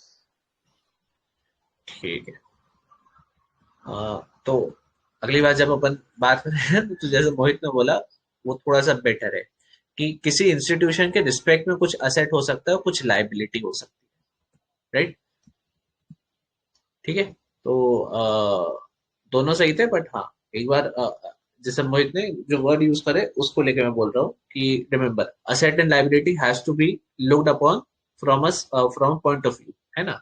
तो यहाँ पे बैंक से पॉइंट ऑफ व्यू से we were discussing about bank accounts, ठीक है। And the first is relying on short term financing to fund long term investment. तो यही पूरा था ILFS को, ILFS का अपन बोलेंगे क्राइसिस। कूल, बढ़िया। So all of the above. अब आगे चलते हैं। So about 10, so it reads real estate investment trust. So पहला है regulated by RERA of every state. Second, it will make real estate sector accessible to small investors. So इन दोनों में से कौन सा सही होगा, किसी को ट्राई करना है? पहला है regulation is in the hands of RERA of every state, तो से महाराष्ट्र का रेरा, MP का रेरा, पहला तो इनके हाथ। गलत लग रहा है, नहीं गलत लग रहा है पहला। पहला गलत लग रहा है, हाँ, ठीक है। दूसरा सही लग रहा है। सेबी दूसरा करती है सही, ना ये सब, कौन करती है? सेबी सेबी। जितनी भी सिक्योरिटीज वाला काम है वो सेबी करती है ना। ठीक है, तो जैसा अवेबल ने 1 मिनट में सॉल्व कर दिया, ये स्टेटमेंट गलत है, इट इज सेबी, है ना। Any security that is being traded और is in existence in India, वो तो सेबी देखती है। परफेक्ट, तो यहाँ पे आंसर है SEBI. So these are regulated by respective, not respective by SEBI. एक तो हो गया ये, and second statement is correct. It is up to make a small investor के लिए real estate sector accessible बनाना, जो कि correct है, right? 50 लाख किस से पास होंगे। फिर आगे चलते हैं, तो we have angel investors. So पहला है they generally invest their own money. Second, they invest in small startups and entrepreneurs. Third, they provide more favorable terms and conditions as compared to other lenders. And fourth, angel investment is regulated by SEBI. इन चारों में से कौन कौन से statement सही है? All लग रही है सही। All are correct. ठीक है, आई डोंट थिंक इसमें ज्यादा डिस्कस करने को लेके है, right? Angel investor is very important, ठीक है। एक ये शार्क टैंक, देखिए ना कि एंजल टैक्स लगता है, तो वो किस पे लगता है, क्या है? एंजल टैक्स को लेके क्या बोल रहे हो आप? एंजल टैक्स पहले था ना, हाँ, पहले एग्जाम था, पहले बट था अभी और फिर अब से कैंसिल लगने आउट हो लगा गया। है। हाँ हाँ, हाँ, बट अगर आपकी नेटवर्थ से ज्यादा का आपने इन्वेस्टमेंट ले लिया है तो उस पर लगेगा। अब उन्होंने लिमिट लगा दी है एंजल टैक्स पे।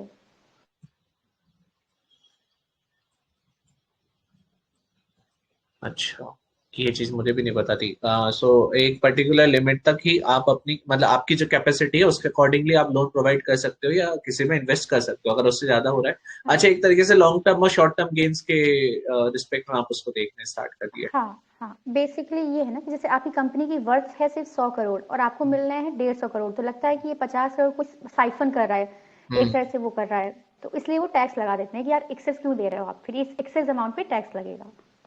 तो इससे सही ना है। स्टार्टअप कल्चर थोड़ा वो डिमोटिवेट हो रहा था, तो अब गवर्नमेंट ने प्रमोट करने के लिए स्टार्टअप को, क्योंकि ये बेसिकली एंजल इन्वेस्टर्स स्टार्टअप्स में ही लगाएंगे पैसा, तो वो इसलिए ये कम कर दिया या फिर हटा दिया, पता नहीं, कम कर दिया, लिमिट कर दिया, राइट।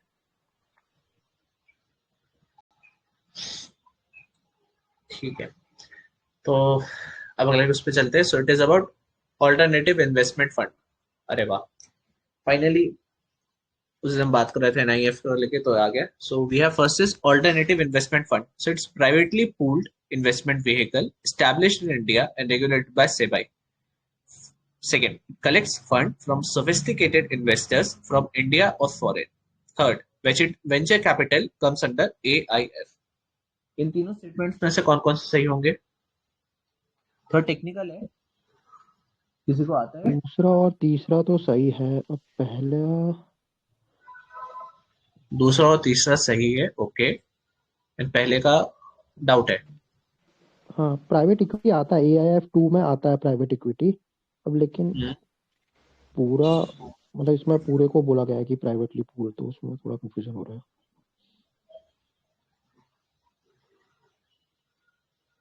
ठीक है, और किसी को कुछ आइडिया क्या ऐड करना है? हाँ, आई थिंक ऑल होगा, बिकॉज इसमें सारा पूलिंग कर लेते हैं और फिर उसको अलग अलग कैटेगरीज में वो कर देते हैं, डिवाइड कर देते हैं। 3 कैटेगरीज होती हैं, master 1, fund, 2 funds end of, 3। हाँ, एंड बोलो बोलो, सेबी हाँ ही देखता है, हमने देखा ये कि मतलब सिक्योरिटीज से रिलेटेड या कुछ भी रहेगा तो सेबी ही उसको मॉनिटर करेगा। तो जो हमारी कैटेगरी 1 होती है उसमें सारे वेंचर कैपिटल या एंजल इन्वेस्टर्स आ जाते हैं, और कैटेगरी 2 में ये लोग डालते हैं प्राइवेट इक्विटी को, और थर्ड में जो थोड़ा रिस्की होते हैं उनको डालते हैं। तो उस हिसाब से हेज फंड ऑल होना चाहिए सर।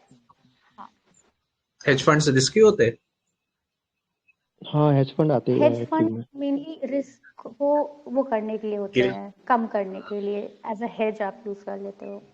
जो हेज रहता है ना, हेज मतलब आप जनरली गार्डन्स में देखे होंगे, साइड में जो अपन वो वॉल क्रिएट कर देते हैं थ्रू ग्रास, राइट? वो हेज है कि ताकि जो अपन घास उगा रहे हैं बीच गार्डन में, उसको साइड से हवा, धूल, या फिर जो भी आप चलते वलते हो, वॉकिंग के थ्रू प्रॉब्लम्स आती है, वो सारी प्रॉब्लम मतलब प्रॉब्लमेटिक ना हो मेन ग्रास के लिए, है ना? ऐसे हेज फंड रहता है, वो तो आपका रिस्क कम करने के लिए रहता है ना, नहीं सो इट्स। नहीं, इसमें वो ये चीज अलग है बेसिकली ना। जैसे अगर हम इन्वेस्टमेंट की तरफ से सोचें तो हमें पता है कि शेयर मार्केट में भी हम पैसा लगा सकते हैं, हम एफडी में भी पैसा इन्वेस्ट मतलब एज अ बैंक डिपॉजिट कर सकते हैं, हमें 5-6% या 4% रिटर्न आ जाएगा।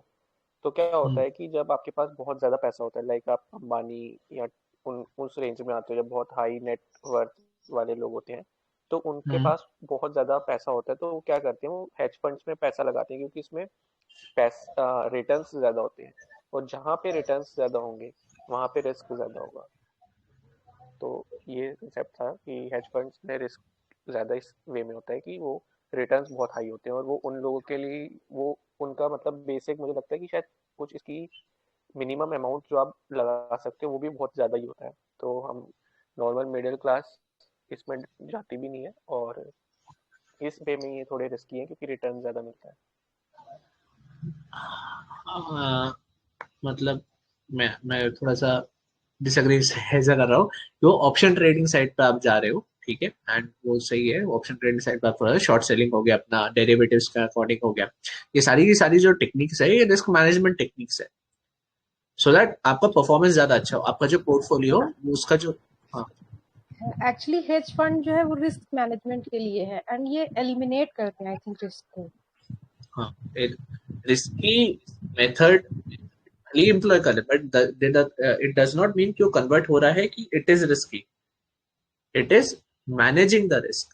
तो अ, आप जो बोल रहे थे ना कि शेयर मार्केट में खराब हो सकता है, शेयर मार्केट ऊपर उठे या नीचे गिरे, तो उस चीज को काउंटर एक्ट करने के लिए आप हेज फंड टाइप का क्रिएट करते हो, हाई नेट, बिल्कुल हाई नेट में ही। तो इसको हम जनरली ऑप्शन, मेरे ख्याल से कोई सीए वाला है, ऑप्शन ट्रेडिंग ही बोलते हैं ना?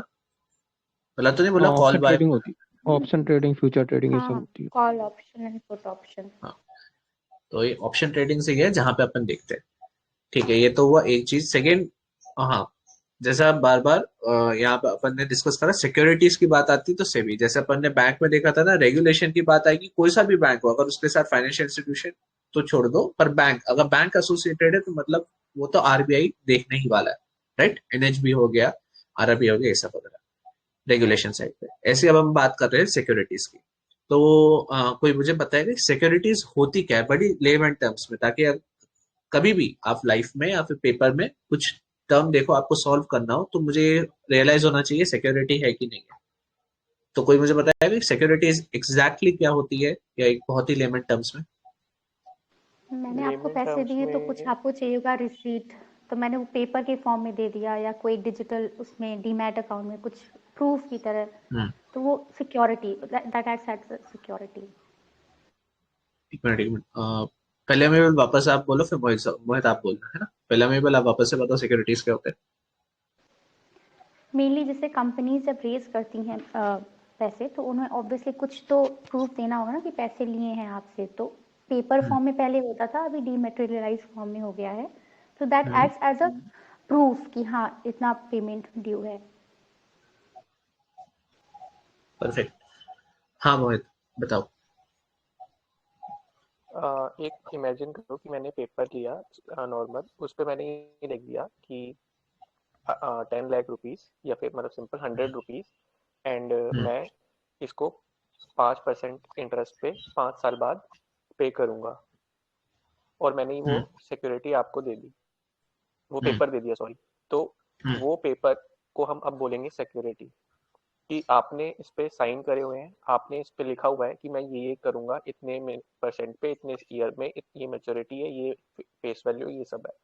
तो और वो हो गई सिक्योरिटी। और ये सिक्योरिटी लेट्स से जिसने होल्ड कर रखी है उसे बोलेंगे, जैसे हम बोलते हैं बॉन्ड होल्डर, तो हम यहाँ बोल देते हैं सिक्योरिटी होल्डर। वो इस सिक्योरिटी को, उस पेपर को आगे भी किसी को बेच सकता है कि भाई मैंने उससे इतने रुपए लेने हैं, मैं 5 साल बाद ये तुम ले लो, मुझे अभी पैसों की जरूरत है, लेट्स से मैंने 5 साल बाद का सिक्योरिटी बना कर दे दी थी, लेकिन जो जिसके पास अब वो पेपर पड़ा है उसे चाहिए अर्जेंट मनी, तो वो उसको आगे बेच देगा ताकि उसे अपनी पैसे मिल जाए और वो ट्रेड हो सकती है। तो बेसिकली सिक्योरिटी ट्रेड भी हो जाती है, सिक्योरिटी को वापस वापस होगी तो उसको पैसे मिल जाएंगे। तो सिंपल लैंग्वेज में सिक्योरिटी पीस ऑफ पेपर होता है जिसमें हम उसको लोन भी दे सकते हैं, उसमें लिखा रहेगा कि लोन है ये, और उसमें या तो ये भी लिखा रह सकता है कि मैं अपनी कंपनी के 5% इक्विटी आपको दे रहा हूँ। तो सिक्योरिटी वो भी हो सकती है कि इक्विटी फॉर्म में। हाँ प्रिया, आप भी बताओ। हेलो, एक्चुअली सिक्योरिटीज जो है वो फिनेंशियल इंस्ट्रूमेंट्स होते हैं and which hold some value, और जिनको which can be traded also, मतलब उनको ट्रांसफर भी कर सकते हैं, सेल एंड परचेज भी कर सकते हैं। ठीक है, तो जैसा कि तीनों लोगों ने बताया एंड अवेलेबल ने थोड़ा और ब्रीफ में और थोड़ा सा टेक्निकल उसमें बताया कि इन बहुत ही सिंपल वे में securities are basically proof. What what what वो प्रूफ किस बात का है? प्रूफ इस बात का कि जो आपने पैसा उठाया है ये उसका एक डीमटेरियलाइज वर्जन या डीमैट है, ठीक है। एंड इसको आप ट्रेड भी कर सकते हो। एंड सेकेंड थिंग, ये प्रूफ है, तो आप इसके बदले में जब भी ये ओनरशिप और डेप्ट जो भी मैंने आपको बेची थी इस पर्टिकुलर अमाउंट के बदले में, आप मुझे वापस ला के दे देना, जो भी उस वक्त के अकॉर्डिंग हम लोग का फाइनलाइज होगा, रेट खत्म कर देंगे, ठीक है। तो सिक्योरिटीज आर बेसिकली प्रूफ, ठीक है, बढ़िया।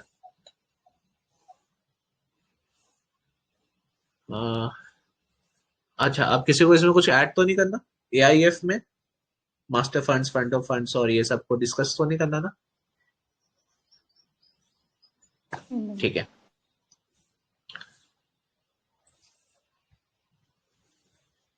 चलो अब चलते हैं 113, ठीक है, थोड़ा सा स्लो होगा, चलो स्टार्ट करें, पेस पकड़ते हैं। सो सोवरेन वेल्थ फंड्स, पहला, so these are state owned investment funds. Second, they are established through fiscal and trade surpluses. And third, they are used to stabilize budget and economy of the country from excess volatility in revenues. Finally, they are typical investments in government owned projects or asset. Cool. Again, so पहला है state owned investment fund है, second fiscal और trade surpluses इनमें चले जाते हैं, third budget and economy को stabilise करने के लिए ये यूज करे जाते हैं। सो जो एक्सेस आपका रेवेन्यू बन रहा है या वॉलेटिलिटी आ रही है उसको आप इसके थ्रू लिक्विड, मतलब इसी में घुसेड़ देते हो to stabilize it. And the fourth one is it is generally used to invest in government owned projects और असेट। इन चारों ऑप्शंस में से कौन कौन से सही है?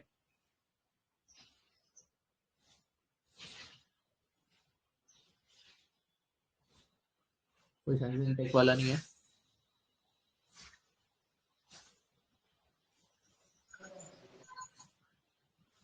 हाँ, इसमें फोर्थ को छोड़ के ऑल थ्री आर करेक्ट। हाँ, डी लग रहा है। अच्छा, फोर्थ क्यों गलत है? बिकॉज नाम से ही है ना, ये पर्पस क्या है कि स्टेबलाइज करना इकोनॉमी, तो रेस्ट्रिक्ट तो करेंगे नहीं, ये कहीं भी फिर इन्वेस्ट करेंगे। ठीक है, पहला तो सही है, ठीक है। सोवरेन लिखा हुआ है स्टेट ओन, तो ये तो हो जाता है करेक्ट, नो डाउट, ठीक है। सेकेंड है establish through fiscal and trade surpluses, तो ऑब्वियस सी बात है, अगर आप इसको फाइनेंस करना चाहते हो तो आप इसको कैसे फाइनेंस करोगे? इट्स बेटर कि आप सरप्लसेस डालो, ठीक है। तो सोवरेन वेल्थ क्या हुआ? विच आर जो आपका एक्सेस है, ठीक है। अभी एक्सेस कहाँ से आ सकता है? हो सकता है जो आपने लोन्स उठाए वो रीपेमेंट हो गए, तो जो आपका इंटरेस्ट आता है ऐसे वो हो गया, या फिर आपका एक्सपोर्ट्स हो गया, एक्सपोर्ट्स के थ्रू आप जो एक्स्ट्रा जनरेट कर रहे हो, राइट। एसेट में बात कर ले तो वहां पे कुछ हो रहा है सरप्लस, ठीक है। तो ये सब हो गया आपका फिस्कल एंड ट्रेड सरप्लस, तो ये स्टेटमेंट भी परफेक्टली करेक्ट है। थर्ड आता है it is used to stabilize budget and economy of the country from excess volatility in revenues.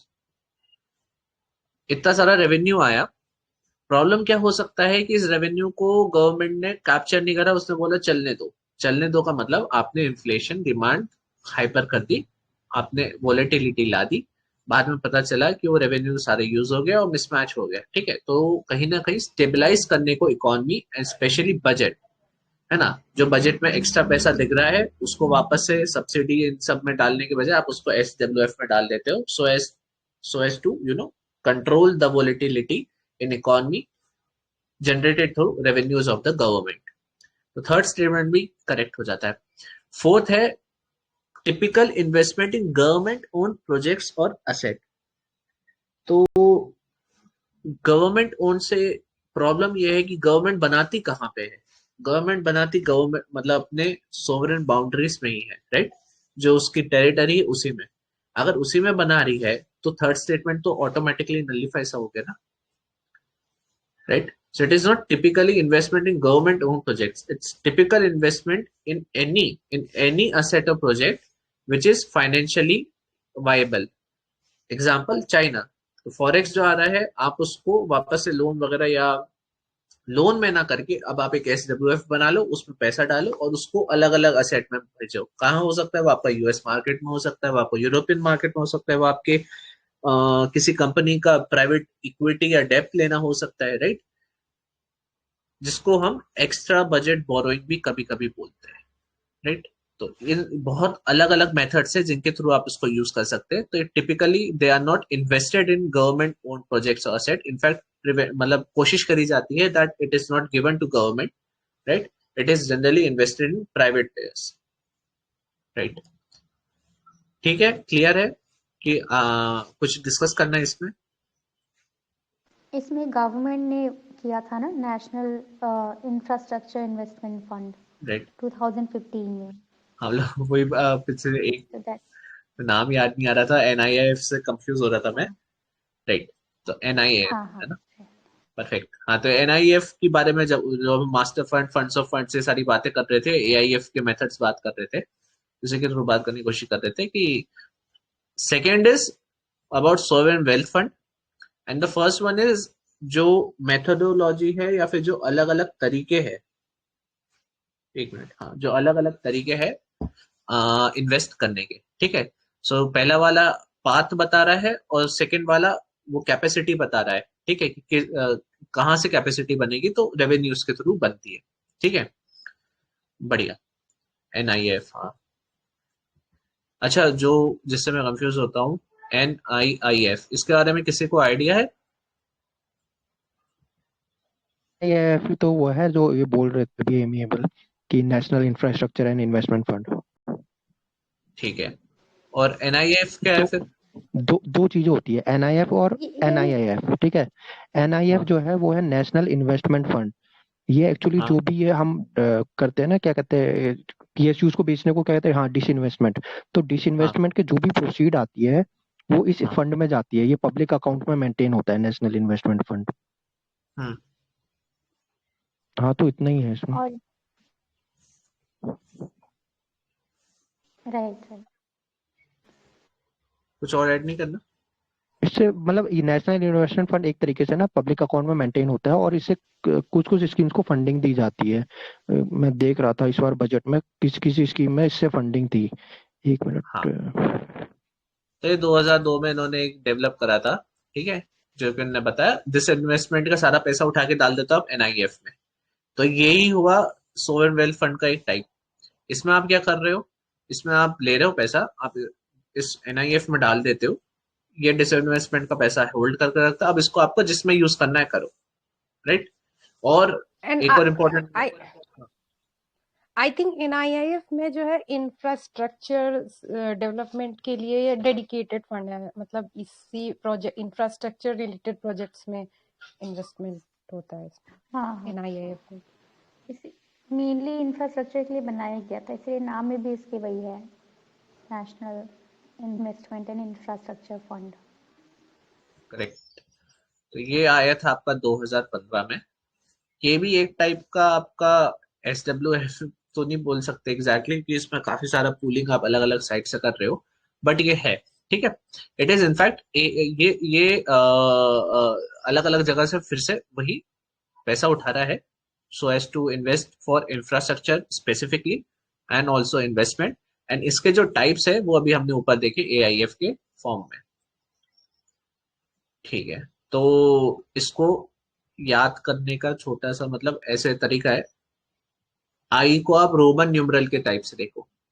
I generally हम फर्स्ट के लिए एसोसिएट करते हैं और 2 आईज को हम करते हैं सेकंड के लिए, राइट।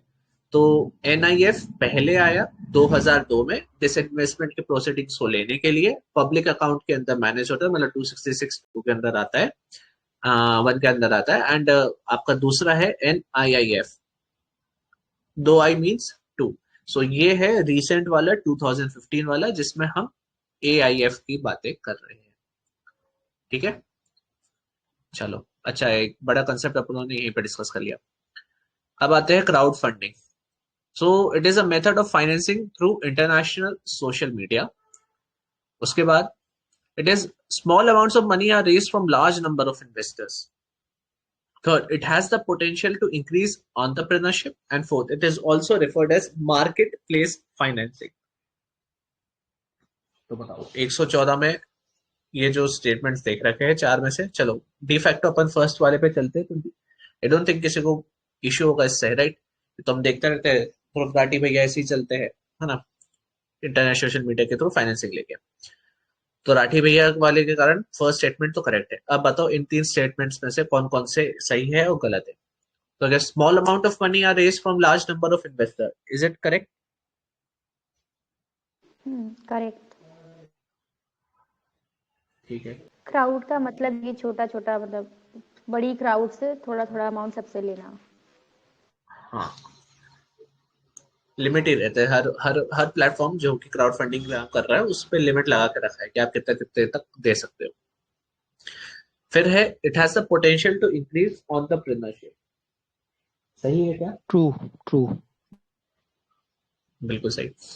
जब स्टार्ट करते हो बिजनेस तो ऐसे ही करते हो, मम्मी पापा बुआ बुआ इन सबसे पैसे लेके, तो ऑब्वियसली क्राउड फंडिंग का एक इंपॉर्टेंट एस्पेक्ट है कि एंटरप्रेन्योरशिप के लिए काम का है। And then it is referred as market place financing. ये करेक्ट है क्या? और दूसरा नाम ही है भाई। ठीक है, तो क्राउड फंडिंग को जनरली हम मार्केट प्लेस फाइनेंसिंग भी बोलते हैं। क्यों बोलते हैं मार्केट प्लेस फाइनेंसिंग? क्योंकि ये एक बैंक से बैग नहीं लेके हो खड़े रही हो गए ये मार्केट में। बैंक से नहीं होती है, मार्केट से, डिमांड एंड मतलब और लोगों से। सप्लाई, मार्केट फोर्सेस होते हैं ना, डिमांड एंड सप्लाई। आप एक को पैसा देना है, एक को पैसा लेना है, सब एक ही प्लेटफॉर्म पे मिल रहे हैं, वेबसाइट के थ्रू या किसी इंटरमीडिएट के थ्रू, इसलिए मार्केट प्लेस फाइनेंसिंग। करेक्ट। तो अगर आप जैसे रॉबिनहुड ने बोला एक लिमिट है उसमें कि हम मार्केट में खड़े हो जाते हैं पैसे मांगने के लिए, तो मार्केट प्लेस फाइनेंसिंग अच्छा है। बट हाँ, अमीबल ने जो बताया कि डिमांड सप्लाई, दैट इज यहाँ पे आप पैसा किसी से ऐसे नहीं ले रहे हो कि मेरी कंपनी या फिर मुझे इतना इतना दो, नहीं। It is completely based on sentiments, behavioral economics as well as economics. ठीक है, so that's what is referred as उसमें डाउट marketplace था financing. हाँ, कि ये crowd funding is a loan और इज इट अ इक्विटी? नहीं पैसा मिल गया फिर तो खत्म। आप कौन मैं कौन, ऐसा टाइप की चीज नहीं होती है। लोन नहीं इक्विटी। हाँ भाई। नहीं तो ध्रुव राठी जो कॉन्सेप्ट चला रहे, जैसा है, एक कॉन्सेप्ट जैसा है ये, जस्ट नहीं कॉन्सेप्ट जैसा नहीं है। जैसे ध्रुव ध्रुव राठी राठी को ने बताता है पैसे हर साल बढ़ाए, पैसा। तो उसको उसको बस वो तो फिर उसे क्राउड फंडिंग बोलेंगे या डोनेशन बोलेंगे? वो तो डोनेशन हो गई ना, नहीं नहीं, कि देखो हम डोनेट डोनेशन कर और रहे हैं। क्राउड फंडिंग में नहीं, डोनेशन और क्राउड फंडिंग में डिफरेंस ये रहता है कि आप डोनेशन मांगते हो, राइट। अगर मुझे मेरी किसी संस्था को चलाना है, मुझे डोनेशन चाहिए, right. You have a organisation, say you have a NGO and you want to work for disabled children, say disable person की मोबिलिटी के लिए। So when you need donation, आप जाके बोलते हो मुझे 50,000 चाहिए। एक पहली बात तो बिग अमाउंट होगा ही होगा, चलो स्मॉल अमाउंट भी हुआ, बट यू आर फिक्सिंग कि मुझे इतना चाहिए, there is no negotiation. Crowd funding बड़ा अलग है। ध्रुव राठी इतने टाइम से काम कर रहा है, उसको पैसे की जरूरत है, जर्मनी में पैसा भी करना है, आप तो शादी हो गई तो वो पूरा घर भी मैनेज करना है, घर भी बनाना है, ये सब चीजें है, राइट। वर्ल्ड तो टूर भी इसके लिए करना है। हाँ हाँ हाँ, है ना, स्टूडियो का वो वगैरह है। तो इन सब में क्या होगा कि मैं या तो मार्केट क्या, मैं जा जाके लोगों को डेप्ट और इक्विटी के थ्रू करूं, पर वो उसके लिए कंपनी रजिस्ट्रेशन वो सारी चीजें बाउंड्री आ जाती है। इसके बजाय मैं क्या करता हूँ, आई बेसिकली से कि आप अपनी इच्छा से जो पैसा देना चाहते हो दो। दिस इज कम्प्लीटली सेंटिमेंट, इसलिए मैंने बोला बिहेवियरल इकोनॉमिक साइड पे ज्यादा है, वेयर यू आर डिसाइडिंग कितने मनी वर्थ का है ये, राइट। इसका और एक अच्छा एग्जांपल है, जब हम आसपास में अपने देखते हैं ना, किसी कजन को बिजनेस स्टार्ट करना है, दुकान डालना है, तो सब पैसे घर वाले आते हैं, पैसे डालते हैं कि लो हमसे आप इतने इतने लाख ले लो, अपनी दुकान खोल लो। That is also a crowd funding. This is a concept where आपको मनी मिल रहा है, you are not giving any डेप्ट, you are not giving any equity, है ना। आप जो रीपेमेंट करोगे वो आपके ऊपर है, हो सकता है आप रीपेमेंट करो नहीं, ध्रुव राठी कभी पैसा चुकाता नहीं, आप चुकाते तो दे देता होगा आप पार्टी और जो भी है आपकी अलग अलग पार्टीज को। एंड इन वो उसके ऊपर है, उसको कोई ऑब्लिगेशन नहीं है। सो क्राउड फंडिंग का पहला, मार्केट प्लेस में जाके खड़े हो जाते हो पैसे मांगने के लिए। सेकंड, ये डिमांड सप्लाई या फिर मार्केट क्या बोलेंगे, समझ के ऊपर है, ठीक है। It is about the understanding of market as well as your behaviour या sentiments. And third, there is no obligation of equity, डेब्ट और रीपेमेंट मेंशन्ड अदरवाइज। तो अगर उसने लिख के रखा है कि आप मुझे इतना दो और 5 साल बाद पैसा डबल, तो उस केस में अलग हो जाएगा। बट क्राउड फंडिंग अगर उसने लिखा है स्टेटमेंट, ठीक है, वो भी उसके लिए वैलिड नहीं है ना, वो कोई प्रूफ नहीं है। बट जनरली ऐसा कुछ होता नहीं है। तो आई थिंक ये वाला क्लियर है ना। तो अब अगले पे चलते हैं, वो है exchange traded funds. So ETFs are traded like stocks, it can be bought and sold throughout the day. Second, used as a vehicle for disinvestment. And third, offers the benefit of diversification of risk. चलो, तो 115 में बताना है third statement के बारे में। पहले क्या, is it correct, it offers the benefit of diversification of risk? True, ये तो ट्रू। ट्रू है, ठीक है। अब पहले बात है, it is traded like stocks and can be bought and sold through out the day. तो पहला स्टेटमेंट है, it is traded like stocks. Is it true? Traded like stock सही है। ठीक ट्रू। है। एंड पूरे दिन भर में कभी भी कर सकते हैं? ये थोड़ा कंफ्यूजन हो रहा है क्योंकि इंडियन स्टॉक मार्केट तो लिमिटेड टाइम के लिए खुलता है जैसे, तो उसमें थोड़ा कंफ्यूजन हो रहा है मुझे। अच्छा, ठीक है। और किसी को कुछ ऐड करना है इसमें? क्या is it through out the day?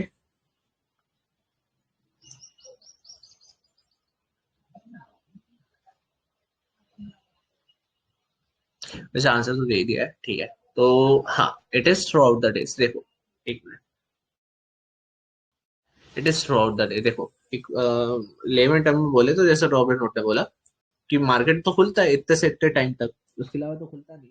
But उसी वे में देखा जाए that not only during that duration, like mutual funds, आप कभी भी रात में कितने भी बजे एकदम से बैठ जाते हो ना, कि रात के 11 बजे चिंता हुई कि इतनी एज के हो गए, मैं तो कुछ कमा ही नहीं रहा हूँ, तो आप एकदम से पैसा लाया 10,000 आपने म्यूचुअल फंड में डाल दिया। सिमिलरली आप ETF में भी कभी भी पैसा डाल सकते हो।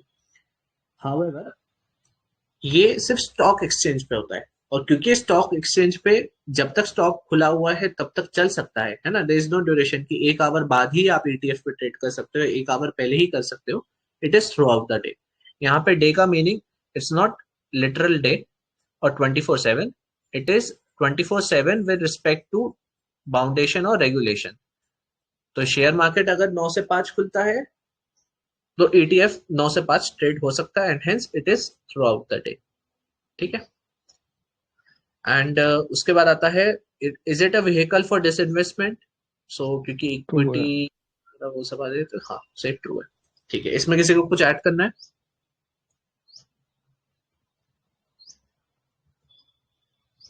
ठीक है, आगे बढ़ते हैं। तो ये भारत 22, ठीक है। अरे बाप रे, तो मेरे ख्याल से इन चारों ऑप्शन को डिस्कस करने का मतलब नहीं है। I think the answer is pretty much clear कि इट इज बी, बी है। Launch by government of India. तो भारत बॉन्ड ETF ये लॉन्च करा था इन्होंने, कुछ साल रखे हुए हैं, जिसके बाद आपको मेच्योरिटी आ जाती है। एंड किसी को याद है कितने ईयर्स के निकाले उन्होंने बॉन्ड्स, कितने के पैसे हैं? किसी को याद आए ना डिटेल में तो पता नहीं, पर ठीक है एक बार। अच्छा इसका एक्सप्लेनेशन में देखते हैं, शायद दिया हो। वी आर ऑन ETF, हाँ।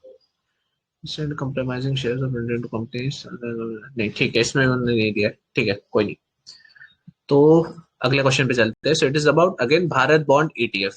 अगला ही क्वेश्चन है, okay. So it will provide liquidity to investors, it will deepen the corporate bond markets, individuals will not be allowed to purchase this instruments and will be traded on stock exchange.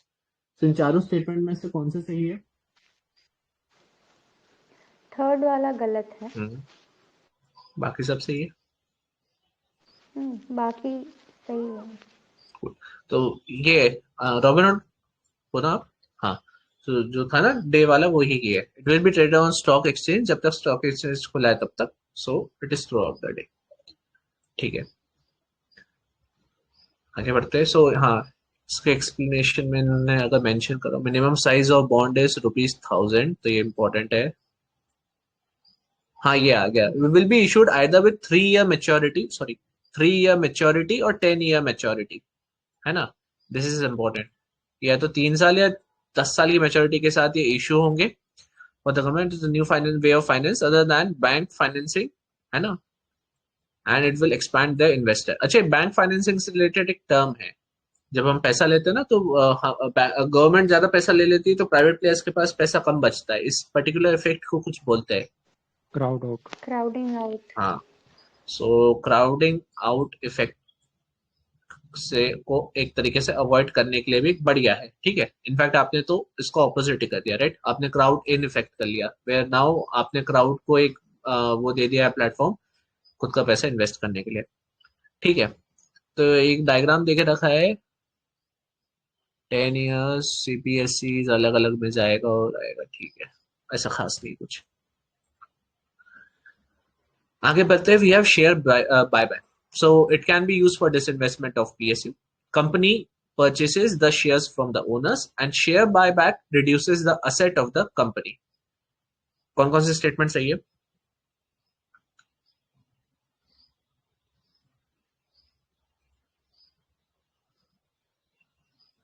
अच्छा, share buyback के बारे में कुछ idea simple सा?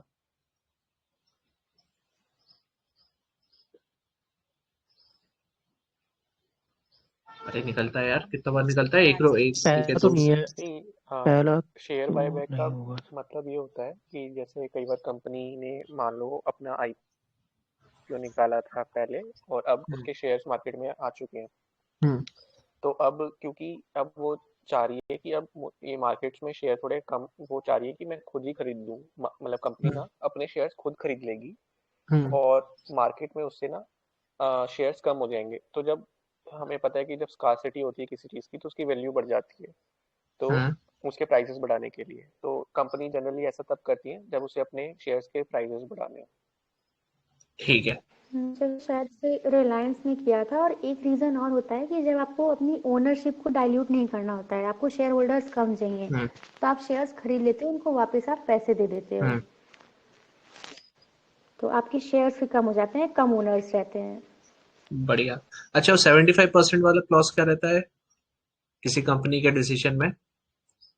Ownership की बात कर रहे इसलिए पूछ रहा हूं मैं। वो कमिटी ऑफ क्रेडिटर्स की बात कर रहे हैं क्या आप, जब IBC के टाइम पे वो होता है? 66% होता है ना मेरे ख्याल से, 75 होता है। अभी वो 66 हो गया, 66, नहीं 66 हो गया। ठीक है। चलो सॉरी सीरियस कॉलेज के ऊपर क्वेश्चन पूछे मैंने, ठीक है। तो यहाँ पे ना अपन वापस आए तो third statement simple, reduce the assets of the company, is it correct और रॉन्ग? करेक्ट। परफेक्ट, अभी बताया ओनरशिप अपन कम कर रहे हैं। फिर company purchase the shares from the owner, is it correct और wrong? It is correct. First, it can be used for the disinvestment of PSUs। किसी की ओपिनियन क्या होना चाहिए? हाँ, डिसइन्वेस्टमेंट हो गया ना, आपको खत्म करना है तो एकदम से उसके सारे शेयर्स बाय बैक कर लो आप, किसी और को, फिर वो शेयर को आप डाइल्यूट चेंज कर लो प्रोपोर्शन, किसी और को दे सकते हो या ख़त्म ही कर सकते हो। और शेयर बायबैक का रिड्यूस करने का है असेट्स का, तो आप शेयर होल्डर्स को कैसे पे करोगे? अपने रिजर्व से पे करोगे आपका, तो आपकी रिजर्व भी कम होगी, और आप पे करोगे कैश में या बैंक से करोगे तो आपका बैंक बैलेंस भी कम होगा क्योंकि इसकी एंट्री होगी, तो इस तरह से उसका असेट्स कम हो जाएगा कंपनी का। परफेक्ट। मतलब एंड दूसरा तो मीनिंग यही होता है कि ओनर्स, मतलब शेयर होल्डर्स, किसी के बाद भी शेयर होते हैं वो शेयर होल्डर्स होते हैं, और शेयर होल्डर्स को ही ओनर्स बोला जाता है। तो आप उनसे अगर परचेज कर ले रहे हो तो बायबैक का मीनिंग यही होता है। तो ऑल थ्री आर करेक्ट।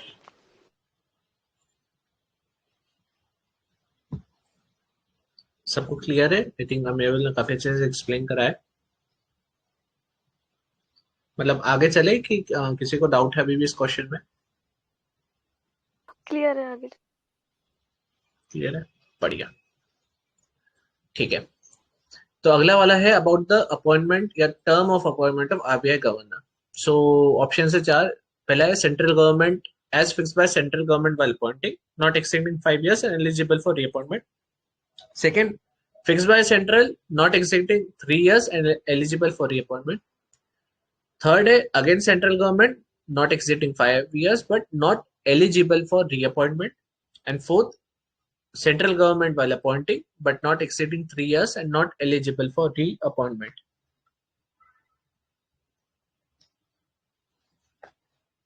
ए लग क्या रहा है, क्या लग रहा है?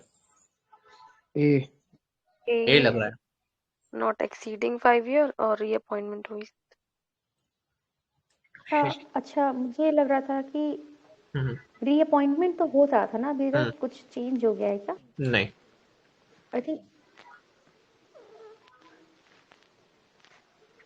आई थिंक रीअपॉइंटमेंट अलाउड होता है क्या? हाँ, अलाउड होता है ये शायद अपने से। है ना शशिकांत वापस। और 3 साल का टेन्योर होता है। हाँ, हाँ, और टेन्योर 3 इयर्स होता है। हाँ। तो जैसा अमेबल ने बोला कि प्रैक्टिस हमारी 3 इयर्स की ही है, राइट? हम 3 इयर्स के लिए गवर्नर्स को अपॉइंट करते हैं। मतलब इट्स राज्यसभा वाला लॉजिक ही क्या लॉजिक मुझे भी नहीं पता। हालांकि जो एक्चुअल एक्ट है उसमें मैंडेटेड है कि आपको 5 ईयर से ज्यादा के लिए किसी को अपॉइंट नहीं कर सकते। 5 ईयर से कम चलेगा, 5 ईयर से ज्यादा नहीं, राइट? तो किसी को हिस्ट्री में याद है कोई सा गवर्नर 5 साल के लिए अपॉइंट हुआ हो कभी? पहला गवर्नर था क्या? अच्छा, पहला गवर्नर कौन था आरबीआई का?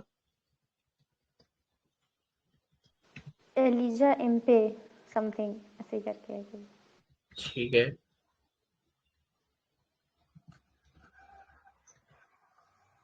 अच्छा मेरी आवाज है तो ना, आ रही है ना?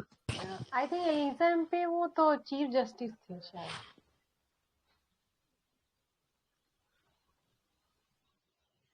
बोलो बोलो जल्दी बताओ कौन सा होगा। ओके, हाँ राइट, मैंने भी चेक किया इसमें। सर ऑसबॉर्न स्मिथ दिखा रहा है, was the first governor of the Reserve Bank. ठीक है, पक्का? अब तो चेंज नहीं ना? हाँ पक्का। ठीक है, तो ऑसबॉर्न स्मिथ पहले सिलेक्ट भी हुए थे और सबसे वो फर्स्ट आरबीआई थे गवर्नर थे जिन्होंने डिजाइन भी करा था। ठीक है, तो अगर क्वेश्चन आता है तो प्रोसेस याद रखना कि इन्होंने डिजाइन भी खुद से करा था, राइट? इनको निकाला नहीं था, इनको डिजाइन करा था इन्होंने, तो सिलेक्ट भी फर्स्ट, निकाले भी फर्स्ट। ठीक है, उसके बाद अब अपन चलते हैं नेक्स्ट क्वेश्चन पे। हाँ, मैं पूछा था कि किसी को याद है, मतलब टेन्योर सबसे ज्यादा किसका बड़ा था आरबीआई गवर्नर्स में? नहीं, कोई नहीं। आरआरआर पिक्चर आ रही है ना, तो उसमें याद रखना रामा राव है। तो हमारे जो सबसे लॉन्गेस्ट सर्विंग है वो है 7 इयर्स वाले बंगाला रामा राव। ठीक है, सो BRR, तो अब्रीवेशन याद रखना BRR। BRR was the longest serving governor and इनका टेन्योर था 7 इयर्स का।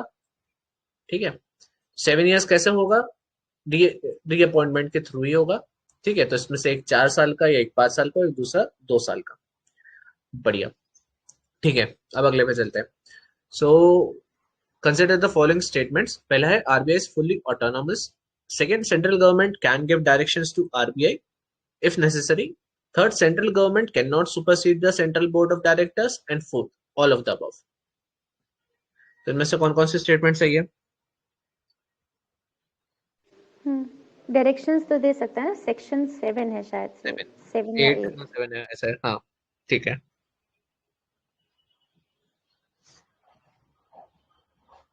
तो बी तो सही हो गया। उसके अलावा और सुपरसीड तो कर ही सकता है, ये हमने भी देखा भी था, कुछ स्कैम हुआ था जब उसमें कोई बैंक था। महाराष्ट्र एंड पंजाब का वो कोऑपरेटिव बैंक वाला। हाँ हाँ, तो पहला लेकिन ये हाँ। आरबीआई का नहीं पूछ रहा, ये सेंट्रल गवर्नमेंट सुपरसीड कर सकता है आरबीआई को, ये कह रहा है। हाँ उसमें जैसे आरबीआई ने कैन नॉट लगा है ना यहाँ पे, तो ये गलत हो गया। कैन सुपरसीड तो वो ठीक हुआ, तो ये स्टेटमेंट गलत हो। करेक्ट। एंड पहला आरबीआई फुल्ली ऑटोनोमस इंस्टीट्यूशन है क्या? इंस्टीट्यूशनल इंडिपेंडेंस तो है, पर ऑटोनोमस बोल सकते क्योंकि ऑब्वियसली फुल्ली ऑटोनोमस, क्योंकि सेक्शन 7 हाँ। है, कह रहा है ना कि गवर्नमेंट डायरेक्शंस हाँ। दे सकती है हाँ, और उन्हें हाँ, मानना भी पड़ेगा। राइट। और आर्टिकल कौन सा था इसका? ठीक है, तो ये हो गया सेक्शन 7, सॉरी ऊपर लिख दिया मैंने। सेक्शन 7 ये हो गया आपका सेक्शन 7, है ना, कि अगर नेसेसरी हो तो देंगे।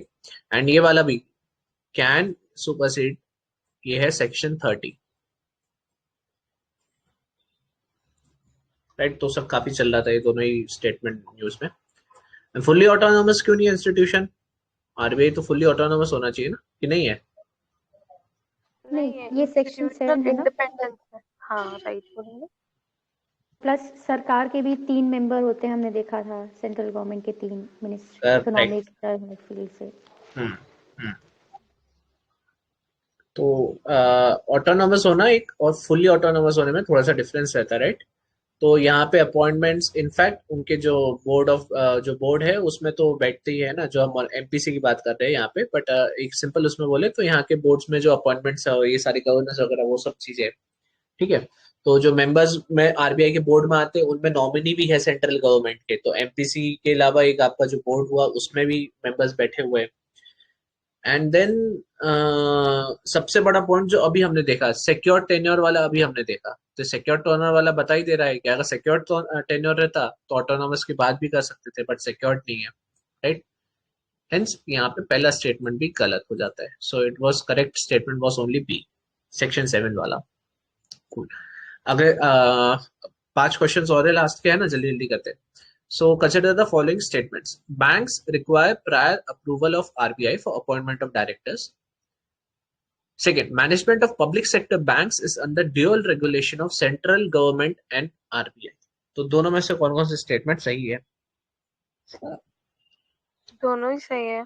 अभी ये डुअल वाला ऊपर भी आया था ना, जहाँ पे डाउट हुआ था कि हटा दिया है, पर हटाया नहीं है डुअल वाला। ठीक है, इससे रिलेटेड एक और हमने देखा था मर्जर वाले में, जिसमें यूनियन फाइनेंस मिनिस्ट्री ने बोला था ना कि पब्लिक सेक्टर बैंक का अगर मतलब मर्जर होगा तो हमसे अप्रूवल लेना पड़ेगा, ठीक है। कहता है 91st क्वेश्चन था, आई थिंक पहला क्वेश्चन जब हमने डिस्कस करा था। राइट, वही था। तो ड्यूअल रेगुलेशन तो है। हाँ,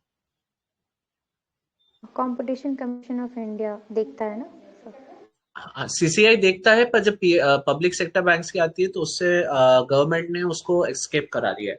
मतलब सीसीआई को बोला है कि आप जो पब्लिक सेक्टर से रिलेटेड जितने भी मर्जर्स है आप उनको वो नहीं कर सकते, क्या बोलेंगे, सुपरवाइज नहीं कर सकते, या फिर आपको उसमें उतना हक नहीं है, वो यूनियन कैबिनेट ही देखेगी। एंड पहला है banks require prior approval of RBI for appointment of directors. So ये तो करेक्ट है, राइट। सो आंसर यहाँ पे हो गया अपना सी, ठीक है। हम इतना रेगुलेशन की बात कर रहे हैं तो रेगुलेशन तो आ ही गया, ठीक है। अगला है RBI is fully owned by government of India. Second, RBI surplus transfer to the central government has steadily decrease in the last 5 years। दूसरा तो गलत है, क्लियर। हाँ दूसरा तो क्लियर गलत है। किससे गलत है? ठीक है, पपेट तो बिठा के ही रखा हुआ है, तो पहला सेकंड तो गलत हो गया। पहला वाला, is RBI fully owned by government of India?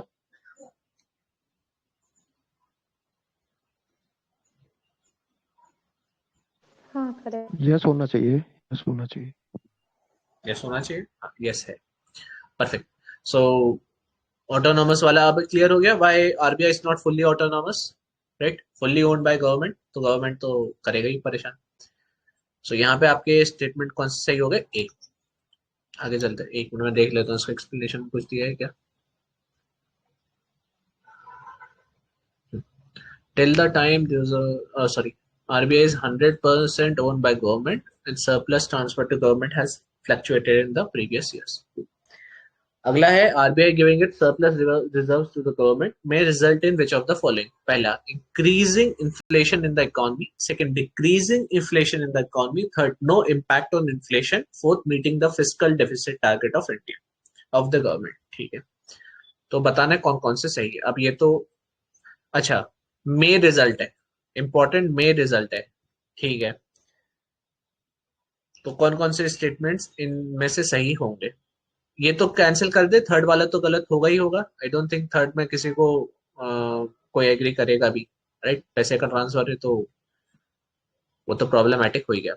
अब बाकी के स्टेटमेंट्स में से कौन कौन से सही है?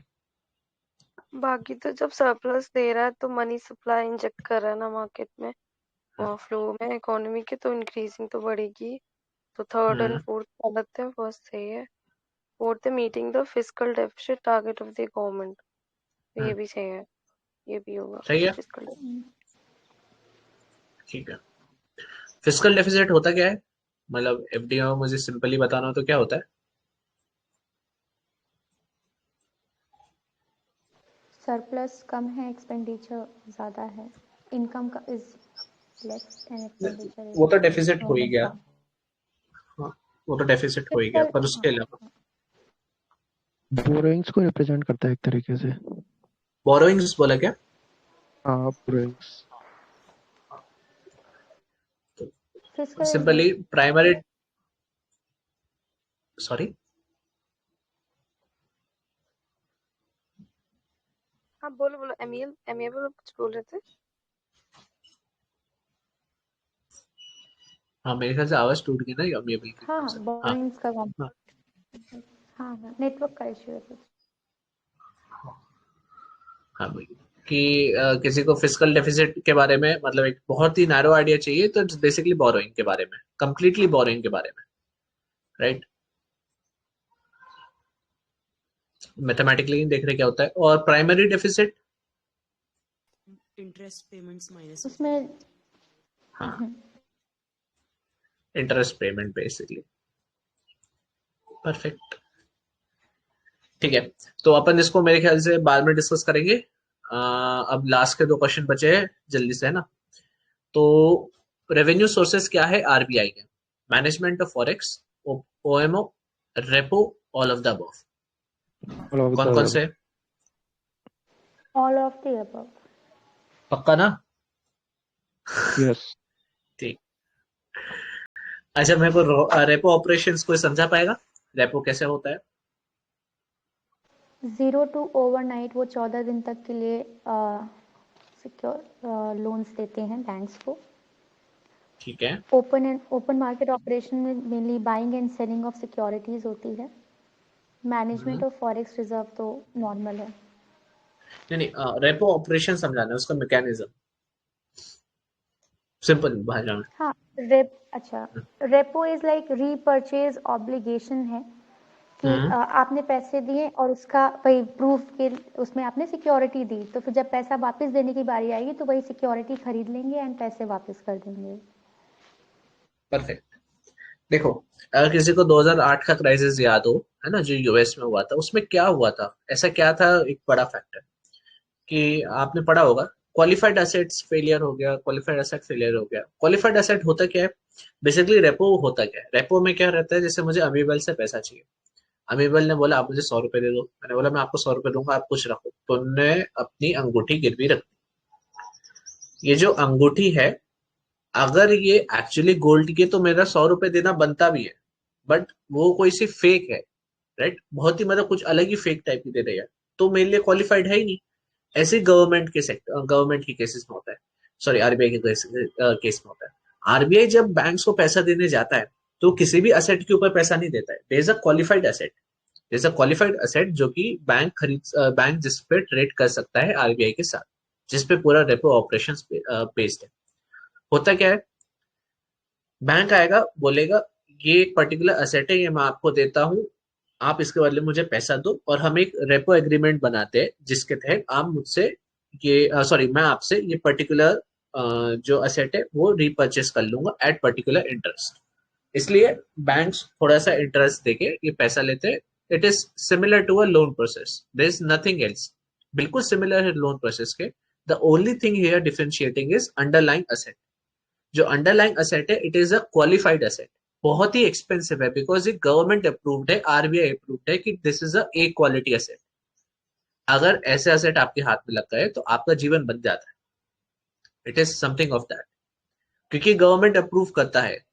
अगर ये गलत गवर्नमेंट ने अप्रूव कर दिया, आप 2008 का क्राइसिस वापस हो सकता है, देखो, राइट। और वही हुआ था, जो अंडरलाइंग असेट्स थे सबको लगा है कि भाई वो रेंट दे देगा, रेंट दे देगा, रेंट दे देगा, और गवर्नमेंट ने माना हाँ रेंट दे देगा, मतलब आपने उसको क्वालिफाई कर दिया, बट एक्चुअली में क्या हुआ, वो क्वालिफाइड नहीं था। ठीक है, तो रेपो ऑपरेशंस में जो क्वालिफाइड असेट का एक जो बोलते हैं ना एंगल आता है, वो बड़ा इंपॉर्टेंट होता है। एंड फिर ओएमओ है, तो जैसा डिस्कस हुआ जीसेक और जीसैप। तो जीसेक और जीसैप क्या होता है, एक है जीसेक और एक है G SAP. Government security acquisition program की बात कर रहे हैं क्या? हाँ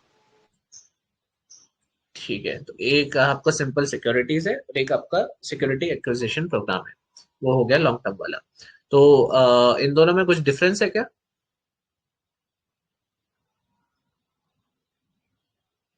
कुछ टाइम का डिफरेंस या रिलीज का difference? GSAP is for long term वाला ना, सिक्योरिटीज के लिए। हाँ परचेज तो फिर भी उस केस में जीसेक जो है, जो जीसैप है वो जीसेक को परचेज कर रहा है, इन शॉर्ट एक टाइम टेबल वाला। गवर्नमेंट सिक्योरिटीज तो जनरल टर्म हो गया, हाँ एक टर्म है बस। हम्म और जीसैप तो एक उनका प्रोग्राम है ना, जिसका कुछ मोटिव है, उसका 1 और 2.0 भी इन्होंने स्टार्ट किया था। ठीक है, तो गवर्नमेंट सिक्योरिटीज जैसा मेबल ने बोला बिल्कुल सही।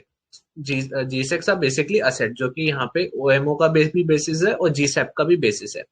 द डिफरेंस हियर जो मैं पूछना चाह रहा था was between GSAP and OMO. तो वो भी उन्होंने बहुत सही बताया कि फर्स्ट ऑफ ऑल जीसैप एक लार्जर प्रोसेस है देन ओएमओ। ठीक है, इसका लार्जर स्केल और साइज दोनों ही है। Second, it is a structured OMO. तो ओएमओ में क्या हो रहता है कि जैसे ही गवर्नमेंट को पैसे लगा उसने निकाल दिया, ठीक है, उसने बोला तब ले लो, तब ले लो, अब ले लो। OMO has no time table. GSAP में पहले टाइम टेबल निकलता है कि कब कब जीसेक्स बिकेंगे या परचेज होगा, इसलिए फिर आरबीआई अभी रिटेल इन्वेस्टर वाली स्कीम लेके आया है, ताकि आप अपना अकाउंट बनाओ और मैं आपको टाइम टेबल दे रहा हूँ कब हम हमारी गवर्नमेंट सिक्योरिटीज निकालेंगे, आप उसके अकॉर्डिंग इन्वेस्ट कर लेना। ठीक है, so GSECs are basically your underlying asset which are the basis for both GSEP and OMO. OMO is not a structured है ना operation, however structured OMO operations are GSEP। ठीक है, तो टाइम टेबल की फैसिलिटी इसमें होती है, किसमें, GSEP में। Cool. आगे बढ़ते हैं। सो अब है final about liquidity crisis in the डेब्ट मार्केट। पहला, it may be caused due to defaults in the debt market. Second, caused due to FPIs running out of Indian markets. Third, result in hardening of interest rate. And fourth, RBI may do OMO to resolve the liquidity crisis. अब इसमें सबसे पहला काम, fourth तो मेरे ख्याल से हर कोई क्लियर हो गई कि लिक्विडिटी क्राइसिस हुआ तो ओएमओ होगा, राइट। उसमें आप परचेज भी कर सकते हो, आप उसमें सेल भी कर सकते हो, तो एब्जॉर्ब भी कर सकते हो लिक्विडिटी और फ्लरिश भी कर सकते हो लिक्विडिटी। तो फोर्थ तो होना नहीं चाहिए डाउट। हम आते हैं पहले तीन पे। थर्ड स्टेटमेंट में हार्डनिंग ऑफ इंटरेस्ट रेट्स। क्या होता है हार्डनिंग ऑफ इंटरेस्ट रेट, किसी को आइडिया?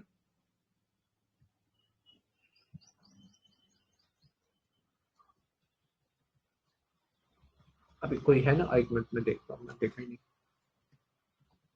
हाँ ओके ठीक है, hardening of interest rate, anyone?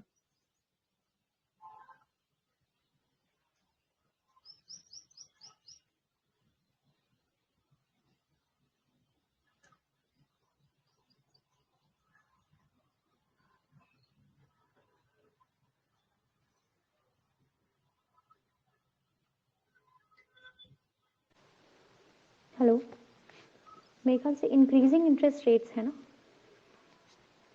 Expensive होती जाएगी बोरोइंग। हेलो, मेरे ख्याल से स्टेबलाइज हो जानी चाहिए, क्योंकि हार्डन में क्या होता है कि वो वहीं पे रुक जाते हैं ना, आई गेस। आवाज आई क्या? कनेक्शन। आपकी वॉइस बहुत ज्यादा लैग कर रही है, एकदम बहुत ब्रेक हो रही है वॉइस। हाँ वो एंड में नेट इशू हो गया शायद। अरे यार। हाँ